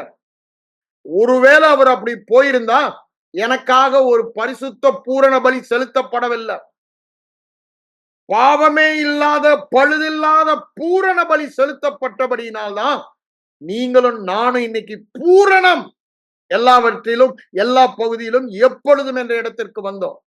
அந்த பூரண பலியினாலே, அந்த பூரண பலியினாலே. அததான் அவர் என்ன சொல்றாரு பாருங்க, 42 இந்த பாத்திரத்தில் பானம் பண்ணினால் ஒழிய இது என்னை விட்டு நீங்க கூடாதாகில் உம்முடைய சித்தத்தின்படி. அந்த ஆத்தும வருத்தது உம்முடைய சித்தம் என்று அதை நீங்க அநேகர் ஜெபிக்கிறாங்க. நம்ம அப்படிதான் ஜெபிக்கணும் பிரதர். பிசாசு உங்களை மொட்டை போட்டு போயிடுவோம். ஆண்டோடைய சித்தம் நடக்கட்டும், நான் ஒண்ணுமே, ஐயா ஆண்டோடைய சித்தம் என்னன்னு வேதத்துல எழுதி கொடுத்துட்டாரு, பூரணம் பூரணம் பூரணம் தான். இந்த வியாதியில குணமாக்குறது உங்க சித்தமான சுத்தமாக்குன்னு சொல்லிட்டு இருந்தா நடக்க போறது இல்ல. ஏற்கனவே அவருடைய சித்தத்தை நம்முடைய ஆவியிலே பூரணமாய் நிறைவேற்றி விட்டார். அதை தியானித்து வெளிப்பாடு பெற்று விசுவாசத்தில் அனுபவிப்பது நம்முடைய வேலை. சகலவித நன்மைகளை அனுபவிப்பதற்கு சம்பூரணமாய் கொடுக்கிற தேவன். 1 2 இல்லங்க, 1 2 இல்ல, சகலவித சகலவித சகலவித சகலவித கிருபையை தருகிறார். அதற்கு எல்லாவற்றிலும் எப்பொழுதும் சம்பூரணம் பூரணமாய் இருக்கும்படி, சகலவித நன்மைகளை அனுபவிக்கும்படி நம்முடைய தேவன் அந்த தேவன்ங்க. எப்படி சும்மா கொடுத்துடல அவரு. எனக்கு இவன் வேண்டப்பட்டவன் கொடுக்கல அவரு. அதற்கான கிரயத்தை அவர் செலுத்தினார். சாதாரண கிரயம் அல்ல. கிருபை நம்ம லேசா நினைக்கலாம். எல்லாமே எனக்கு இலவசம் இலவசம் இலவசம், கேரிஸ் கேரிஸ். ஆனா வேதம் அதற்கு சொல்லுகிறது எவ்வளவு பெரிய கிரயத்தை தேவனும் தேவகுமாரனும் செலுத்தினார்கள் என்று பார்க்கிறோம். பழுதற்ற பலியாக, நித்திய ஆவியினாலே பழுதற்ற பலியாக. அப்படித்தானே சொல்றாரு. எபிரேயர் 9ஆம் அதிகாரம் 14ஆம் வசனத்தை படிச்சு பாருங்க. நித்திய ஆவியினாலே பழுதற்ற. அவரால முடியல, ஆவியானவர் அங்க அவருக்கு உதவி செய்கிறார். அந்த ஆவியானுடைய ஆரம்பம் முதல் முடிவு வரை ஆவியானவருக்கு மரணத்திற்கு சொல்லுவதற்கு அவருக்கு ஒத்தாசை கொடுத்தார். நித்திய ஆவியினாலே பழுதற்ற பலியாக தம்மை ஒப்பு கொடுத்த அந்த இரத்தத்தினாலே நம்முடைய மனசாட்சியை சுத்திகரித்து தேவனோடு கொஞ்சி குழாவி உறவாடுகிற 24/7 அந்த அனுபவிக்க தேவன் நமக்கு பாக்கியத்தை தந்தார் என்று அங்க எபிரேயர் 9:14 சொல்வதை நாம் பார்க்கிறோம். அததான் சொல்றாரு, இங்க ஜெபம் பண்றாரு. அந்த ஆத்தும வருத்தத்தின் பலனுக்கு தன்னை உட்படுத்துகிறார். பிதா அவன் மேலே செலுத்துகிறார், இவர் விரும்பியதை உட்படுத்துகிறார். அதுதாங்க வேதம் தெளிவாய் சொல்லுகிறது. நீங்க எபிரேயர் 10ஆம் அதிகாரத்தை அந்த வாசித்து பாருங்க. இதோ உம்முடைய சித்தத்தின்படி செய்ய வருகிறேன், பலியையும் விரும்பவில்லை. நீங்க எனக்கு ஒரு சரீரத்தை ஆயத்தம் பண்ணினீங்க, என்னை மாம்சமாக்கினீங்க. எதற்கு? அவர் வந்த நோக்கமே இதுதான், கெட்டு போனதை ரட்சிக்க. கெட்டு போனதை ரட்சன, கெட்டு போனதை பரிபூரணமாக்க, உலகத்தின் கேடுகளுக்கு நாம் தப்ப. ஒரே பரிகாரம், ஒரே பரிகாரம், ஒரே பரிகாரம். வேற பரிகாரம் வேதத்துல சொல்லப்படவில்லை. உடன்படிக்கையின் ரத்தம் ஒன்றுதான் பரிகாரம். உடன்படிக்கையின் ரத்தம் ஒன்றுதான் பரிகாரம். இந்த உடன்படிக்கையின் விசேஷமே இந்த விசேஷ பலி. இந்த உடன்படிக்கையின் விசேஷமே இயேசு கிறிஸ்துவின் ரத்தம், தேவகுமாரனின் பாவம் இல்லாத பழுது இல்லாத ரத்தம், பரிசுத்த ரத்தம் கிரயமாக செலுத்தப்பட்டது. அதை புரிந்து கொள்ளாம பாவமானார பாவம் செய்தார் என்று சொல்லுகிறது எவ்வளவு தவறுங்க. தேவதூஷணம். அததான் எனக்கு நான் சொல்றேன், பிசாசு எங்கேயோ கொஞ்சம் திணிப்பான். நல்லா இருக்குங்க அவங்க போதனை எல்லாம், சூப்பர் தான். நான் அவங்களோட இருந்திருக்கேன், அவங்களும் என்னோட இருந்திருக்காங்க அசோசியேஷன். ஏன் சூப்பரா தான் இருக்கும், கிருபை தான் போதிப்பாங்க. பிசாசு நய வஞ்சகமா ஒரு புளித்தமா மா முழுவதையும் உப்ப பண்ற மாதிரி ஒரு புளித்தமா இயேசு பாவமாகல, பாவம் செய்தா நாங்க புதுசா கண்டுபிடிச்சோம்னு சொல்லுவாங்க. ஆவிக்குரிய மரணத்தை பத்தி சொல்லுங்க, வேதம் சரீர மரணத்தை குறித்து சொல்லுதுன்றாரு. ஆனா வேதம் என்ன சொல்லுது? தாம் ஒருவரே அழியாமை உடையவர். தீமோத்தேயுல சொல்றாரு, he alone is immortal. அப்ப ஏங்க சொல்லணும் பவுல் இப்படி alone is immortal அவர் சொல்ல மாட்டாரே? பவுல் சொன்ன வசனங்களை பாருங்க, வெளிப்பாடு பெற்றவர. he alone is immortal. நான் ஏன் இதை சொல்ல வருகிறேன்? ஒரு சின்ன புளித்தமா உள்ள வந்துட்டா எல்லாத்தையுமே காலி பண்ணிடும். Be careful. பிசாசுடைய நய வஞ்சகம் அதுதான். எப்படியா ஸ்லைட்டா அவனுடைய எண்ணத்தை உள்ள திணிச்சிருவான், யார் மூலமாவது. இந்த 2 தவிர அவங்க எல்லாம் இந்த சப்ஸ்டிடியூஷனையும் ஒத்துக்க மாட்டாங்க. அந்த குரூப் சப்ஸ்டிடியூஷனை ஒத்துக்க மாட்டாங்க. இம்மார்டாலிட்டிய பிரசங்கம் பண்ணுவாங்க. வேற என்ன? இயேசு பாவமானார்ல, பாவம் செய்தார்னுவாங்க. ஆதாம் எப்படி அவிசுவாசத்துல பாவமானானோ, இயேசுவும் அப்படிதான் ஆனார்னுவாங்க. பிசாசின் நய வஞ்சகத்தின் பொய்யின் அட்டூழியம் அது. சிறிய புளித்தம்மா, 1 டிராப். நம்ம ஜாக்கிரதையா இருக்கணும். வேத வசனத்துல ஆராய்ந்து யார் நான் போதித்தா கூட யார் மூலமா எப்படியா ஏமாத்த பார்ப்பான். we have to be careful. நாம் தான் வேத வசனத்தை இதை நாம் நிதானிக்க வேண்டும். என்ன சொல்றீங்க பாருங்க, ஆத்தும வருத்தத்திற்கு தன்னையே ஒப்பு கொடுத்தார். முதல்ல ஆவியின் மரணம் அங்கு ஏற்படுவதை பார்க்கிறோம். இங்க பாருங்க, அவர் ஒப்பு கொடுத்தார்ல. 26:47க்கு வாங்க. சாரி, 27:46க்கு வாங்க. அங்க என்ன சொல்றாரு பாருங்க. ஏலி ஏலி லாமா சமாக்தானி, மிகுந்த சத்தமிட்டு கூப்பிட்டார், என் தேவனே என் தேவனே என்னை கைவிட்டு நடத்தாம். அங்கதான் என்ன நடந்தது? அங்கதான் என்ன நடந்தது? அவருடைய ஆத்துமாவை மரணத்துக்கு உட்படுத்துகிறார். பாவம் அவர் மேல் சுமத்தப்பட்டது. தேவன் அவரை விட்டு பிரிந்தார். ஐயா, அவருடைய ஜெபத்துக்கு அன்னைக்கு பதில் கிடைக்கல. காரணம் என்னங்க? எனக்கும் உங்களுக்கும் நம்ம ஜெபிக்கிறதுக்கு முன்னே பதிலை எடுத்துக்கிட்டு தேவதூதன் ஓடி வராங்க. என் ஜெபத்திற்கு எப்பொழுதும் பதில் உண்டு. நீங்க சும்மா போய் சொல்லிட்டு இருக்க வேணாம். என்ன அது தெரியலங்க, அது ஆண்டவருக்கு தான் தெரியும். It's a mystery. I mean praying. It's not happening. பதில் நிச்சயம் உண்டு. ஏன் அங்கு அவருடைய ஜெபத்திற்கு பதில் இல்ல சிலுவையில. என் பாவம் சுமத்தப்பட்டபடினால. அப்படிதானே? பாவம் தடையா இருந்தது. இப்போ எனக்கு தடை இல்ல. என் பாவம் எனக்கு தடை இல்ல. ஏன்? அவர் மேல் சுமத்தப்பட்டு விட்டது. என் ஜெபத்திற்கு எப்பொழுதும் பதில் உண்டு. எனக்கு எல்லா பரிபூர்ணமும் உண்டு. ஏதோ பாவம் செஞ்சிட்டீங்களா பிரதர்? இந்த வியாதி வந்துருச்சு, அது வந்துருச்சு, இந்த குறை வந்துச்சு, அதுக்கு இடமே இல்ல. ஏன்? அவருடைய தகுதி என்னுடைய தகுதி, அவருடைய கீழ்ப்படிதல் என்னுடைய கீழ்ப்படிதல், அவருடைய பரிசுத்தம் என்னுடைய பரிசுத்தம். அப்ப எப்படிங்க என் ஜெபத்திற்கு தடை இருக்க முடியும்? மனம் மாற வேண்டும். மனம் மாறவில்லை என்றால் பிசாசு வஞ்சிப்பான். ஏன்னா அநேக ஊழியக்காரர் என்னோட சொன்னது இதுதான்.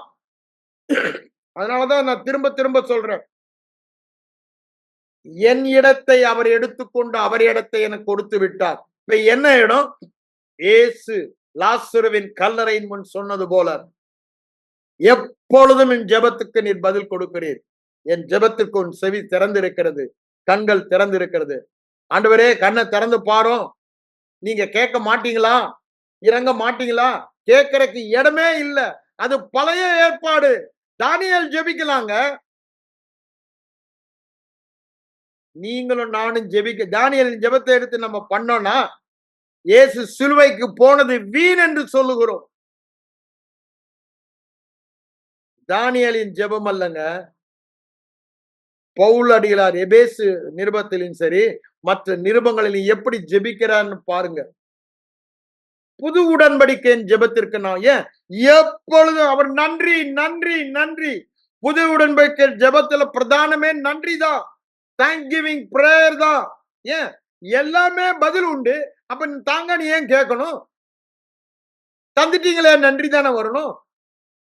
அதுதாங்க விசுவாசம். அதுதாங்க புதிய உடன்படிக்கை. புதிய உடன்படிக்கை ஜெபத்துல பிரதானமே நன்றி தான். நன்றி ஆண்டவரே, நன்றி ஆண்டவரே, நன்றி ஆண்டவரே தான். இதை தாரும் அதை தாரும் இதை தாரும் அதை இல்ல. ஏன்? கொடுத்துட்டேன் கொடுத்துட்டேன்றாரு. அதற்கான கிரயத்தை செலுத்தி விட்டேன். ஐ paid it full. உங்க ஜெபத்திற்கு எப்பொழுதும் பதில் உண்டு. அதான் இங்க சொல்றாருங்க. 26ல அப்படி சொல்லிட்டு 27ல பாருங்க.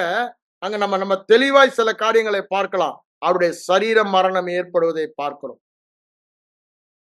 ஆவியை ஒப்பு கொடுக்கிறார். சரீர மரணம். அந்த சரீர மரணத்தையும் ஆவியின் மரணத்தையும் குழப்பக்கூடாது. அததான் நான் சொல்றேன். 27ல தான் சரீர மரணம் வருகிறது. 26ல பாருங்க. சாரி 27ல ஆவியின் மரணம். அதுக்கப்புறம் அந்த 27ல பின்னாடி சொல்லுவாரு 50ஆம் வசனத்துல 46ல இந்த ஆவி மரணத்தை சொல்லிட்டு 50 வரும்போதுதான் மகா சத்தமாய் கூப்பிட்டு தன் ஆவியை விட்டார். அப்பொழுது திரைச்சீலை மேல் தொடங்கி கீழ் வரைக்கும் 2ஆக கிழிந்தது. அப்படின்னா என்னங்க? உள்ள அது வரைக்கும் யாரும் போக முடியாது. அங்க அது வெயில் தடையாக இருந்தது. இப்பொழுது புதிதும் ஜீவனமான மார்க்கம் திறந்தது. அததான் அங்க எபிரேயர் 10ஆம் அதிகாரத்துல திரும்ப திரும்ப எபிரேயர் முழுவதுமாய் சொல்லுவாரு. 10ல அத கிளைமாக்ஸுக்கே கொண்டு போயிடுவார். புதிதும் ஜீவனமான மார்க்கம் 19ல சொல்லிட்டு 20ல என்ன சொல்றாரு? இயேசு கிறிஸ்துவின் ரத்தத்தை பற்றும் இயேசு கிறிஸ்துவின் ரத்தத்தை பற்றும் விசுவாசத்தினாலே தைரியம். இன்னைக்கு நமக்கு எல்லாவற்றும் எனக்கு உண்டு என்ற தைரியம். அப்படிதானே? இயேசுவுக்கு என்ன சொந்தமோ அவையெல்லாம் எனக்கு சொந்தம். நான் கேட்க தேவையில்லை, நன்றி மாத்திரம் சொல்லுவேன்ற தைரியம் இந்த ரத்தம் கொடுக்கிறது. ரத்தம் பரிகாரமாக செலுத்தப்பட்டது. அதனாலதான் பழைய உடன்படிக்கையில கூட இஸ்ரேல் ஜனங்க உடன்படிக்கை வருவதற்கு முன்பாக பஸ்கா ஆசரிக்கிறாங்க. எய்த்த விட்டு கிளம்பும் போது அப்ப ஆண்டவர் என்ன சொல்றாரு? ரத்தத்தை நான் பார்க்கும் பொழுது சங்காரக்காரனை உங்களை விட்டு அகற்றுவேன் என்று சொல்லுகிறார். தம் பிள்ளைகளுக்கும் மற்றவர்களுக்கும் உள்ள வித்தியாசத்தை காண்பிப்பது. இவர்கள் இயற்கைக்கு அப்பாற்பட்டவர்கள், இவர்கள் இயற்கைக்கு அப்பாற்பட்ட தேவ வாழ்க்கை வாழ்பவர்கள், தேவர் ராஜ்யத்தில் வாழ்பவர்கள் என்பதை காண்பிப்பது ரத்தம். ரத்தம் இயேசு கிறிஸ்துவின் ரத்தம். அந்த ரத்த உடன்படிக்கை சாதாரணதல்லங்க. அந்த புதிய உடன்படிக்கையின் ஊழியக்காரர்கள் நீங்களும் நானும். அந்த புதிய உடன்படிக்கையின் ரத்தத்தினாலதான் நம்ம எப்பொழுதும் அவரண்டை நெருங்கி சேருகிறோம். இந்த புதிய சிலை மேல இருந்து அப்படியே கீழ் வரைக்கும் பிக்கப்படுவதை நாம் பார்க்கிறோம்.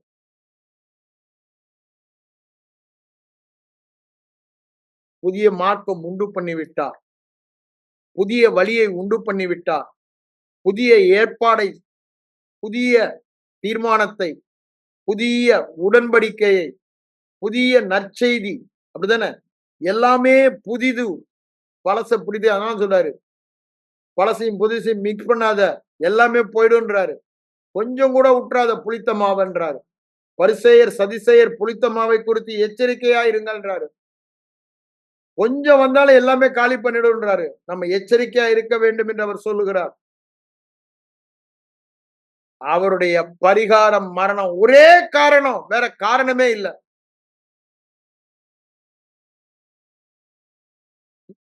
நல்லதொரு வாழ்க்கை இந்த உலகத்திலே வாழ, தேவனாக வாழ, தேவர் ராஜ்யத்தில் வாழ தேவையெல்லாம் ஒன்னே ஒண்ணுதான். ஒரே ஒரு பரிகாரம், ஒரே ஒரு தீர்வு, ஒரே ஒரு பதில் எல்லா பிரச்சனைக்கும். சிலுவையின் பரிகார மரணம் அல்லது இயேசு கிறிஸ்துவின் ரத்தம். ஏன்? ரத்தத்தில் உயிர் இருக்கிறது. அப்படித்தானே லேவியராம் 17:22 சொல்றாரு. அதுல உயிர் இருக்கிறது. பாவத்தின் சம்பளம் மரணம். அப்படின்னாங்க அந்த மரணத்தை அவர் ஆக்கினையாக ஏற்றுக்கொண்டார்.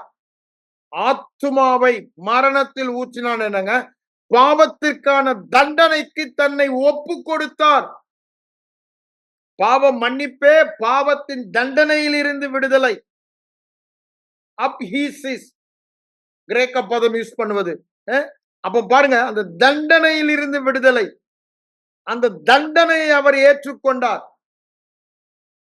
எனக்கு சமாதானத்தை உண்டு பண்ணும் ஆக்கினை, தண்டனை, ஆத்துமாவை மரண ஆக்கினைக்கு உட்படுத்தினார். தண்டனை, மரண தண்டனை. என்னங்க மரண தண்டனை? பாவத்தின் சம்பளம் மரணம். நீதியுள்ள தேவன் என் பாவத்தை, உங்கள் பாவத்தை தண்டிக்காமல் விட முடியாது. அதை தன்னுடைய குமாரனிலே சிலுவையிலே தண்டித்தார். அததான் பார்க்கிறோம் அவரு. என் தேவனே ஏன் கதறாரு? என் பாவம் அவர் மேல் தண்டிக்கப்பட்டது. தேவ பிரசன்னத்தில் இருந்து பிரிக்கப்பட்டார். அவர் ஆத்துமாவை அந்த ஆவிக்குரிய மரணத்திற்கு உட்படுத்தினார். நல்லா யோசித்து பாருங்க. எதற்கு? நாம் அந்த பாக்கியத்தை பெறும்படிக்கு. நமக்கு தண்டனையே இல்ல. இப்ப நமக்கு இருக்கதெல்லாம் என்னங்க? என் தண்டனை எல்லாம் அவர் எடுத்துக்கொண்டு அவருடைய கீழ்ப்படுதினால் வந்த நன்மையெல்லாம், ரிவார்ட் எல்லாம் எனக்கு தந்து விட்டார். நன்றாக யோசித்து பாருங்க. சிலுவையின் பரிகாரம், பரிமாணம், சூப்பர் நேச்சுரல் எக்ஸ்சேஞ்ச். அங்கு ஒரு பரிமாணம் ஏற்பட்டது. அததான் அவர் சொல்றாரு, எல்லாவற்றிலும் நீங்க எப்பொழுதும் சம்பூர்ணம் உள்ளவர்களாய் இருக்கும்படி சகலவித கிருபையை பெருக்கி தருகிறார். அந்த கிருபையை நீங்கள் அறிந்திருக்கிறீர்களே. அவர் எல்லா பகுதியிலும் ஐஸ்வர்யம் உள்ளவராய் இருந்தும் எல்லா பகுதியிலும் உங்களுடைய குறைவை எடுத்துக்கொண்டார். எல்லா பகுதியிலும் உங்கள் குறைவை எடுத்துக்கொண்டார். அதான் தரித்திரரானார். அப்போ இப்ப எல்லா பகுதியிலும் நான் எப்படிதான் இருக்கேன்? என்றென்றுமாய் பூரணப்படுத்தி விட்டார். காரணம், ஒரே ஒரே ஒரே பலி. திரும்ப திரும்ப சொல்லுவார் எபிரேயர் ஆக்கியோன். ஒரே முறை, ஒரே முறை. எல்லாம் 7ஆம் அதிகாரம், 9ஆம் அதிகாரம், 10ஆம் அதிகாரம், திரும்ப திரும்ப இந்த ஒரே முறை, ஒரே முறை, ஒரே முறை என்று சொல்வதை பார்க்கிறோம். நன்றாக புரிந்து கொள்ளுங்கள். ஒரே முறை எக்காலத்துக்கும் நம்மை பூரணப்படுத்த அவர் பரிகாரமாக, நிவாரணமாக, தீர்வாக தம்மையே ஒப்பு கொடுத்தார். அந்த தீர்வின் மூலமாக, அந்த நிவாரணத்தின் மூலமாக, அந்த இரத்த உடன்படிக்கையின் மூலமாக நாம் பெற்ற பாக்கியத்தை வாயினால விவரிக்கவே முடியாது. அவ்வளவு பாக்கியம் வேதம் சொல்லுகிறது. அத படித்து படித்து மனம் நிரம்பி நன்றி சொல்லுவதுதான் நம்முடைய வேலை. இத நீங்க கண்ணை திறந்து பார்க்கலன்னா ஆவியானவர் உதவி செய்ய முடியாது. அவர் வெளிப்பாடு கொடுத்து நம்முடைய வாழ்க்கையில இதை கொண்டு வரதற்கு நாம் தான் தியானிக்கணும். ஓரளவுக்கு தான் உங்களுக்கு சொல்ல முடியுது 1.5 மணி நேரத்துல. இத தொடர்ந்து இதை இப்படி சொல்லி இருக்கிறதா என்று பெரயா பட்டணத்தாரை போல ஒவ்வொருவரும், இதை கேட்கிற ஒவ்வொருவரும் கருத்தாய் ஆராய்ந்து பார்க்கணும். யார் என்ன சொன்னாலும் கேட்கறது இல்ல. அவங்க சொல்றது, சந்தர் சிங் சொல்றது சரியா, இன்னார் சொல்றது சரியா, வேதம் அப்படித்தான் சொல்றதா, அதோடைய கான்டெக்ஸ்ட பாருங்க, முன்ன பாருங்க, பின்ன பாருங்க, அதோடைய ரெஃபரன்ஸ பாருங்க. Is it correct? இந்த மீனிங்ல தான் இது சொல்லப்படுகிறதா? ஏதாவது ஒரு வசனத்தை உருவி சொல்லிட்டு போயிட்டாரா? இதெல்லாம் பார்க்க வேண்டியது நம்முடைய வேலை. அப்படி செய்யல, பிசாசு வஞ்சிப்பான். அப்படி செய்யும் போது இரவும் பகலும், இரவும் பகலும் அந்த தியானம் நம்மளை எங்க கொண்டுவோம்?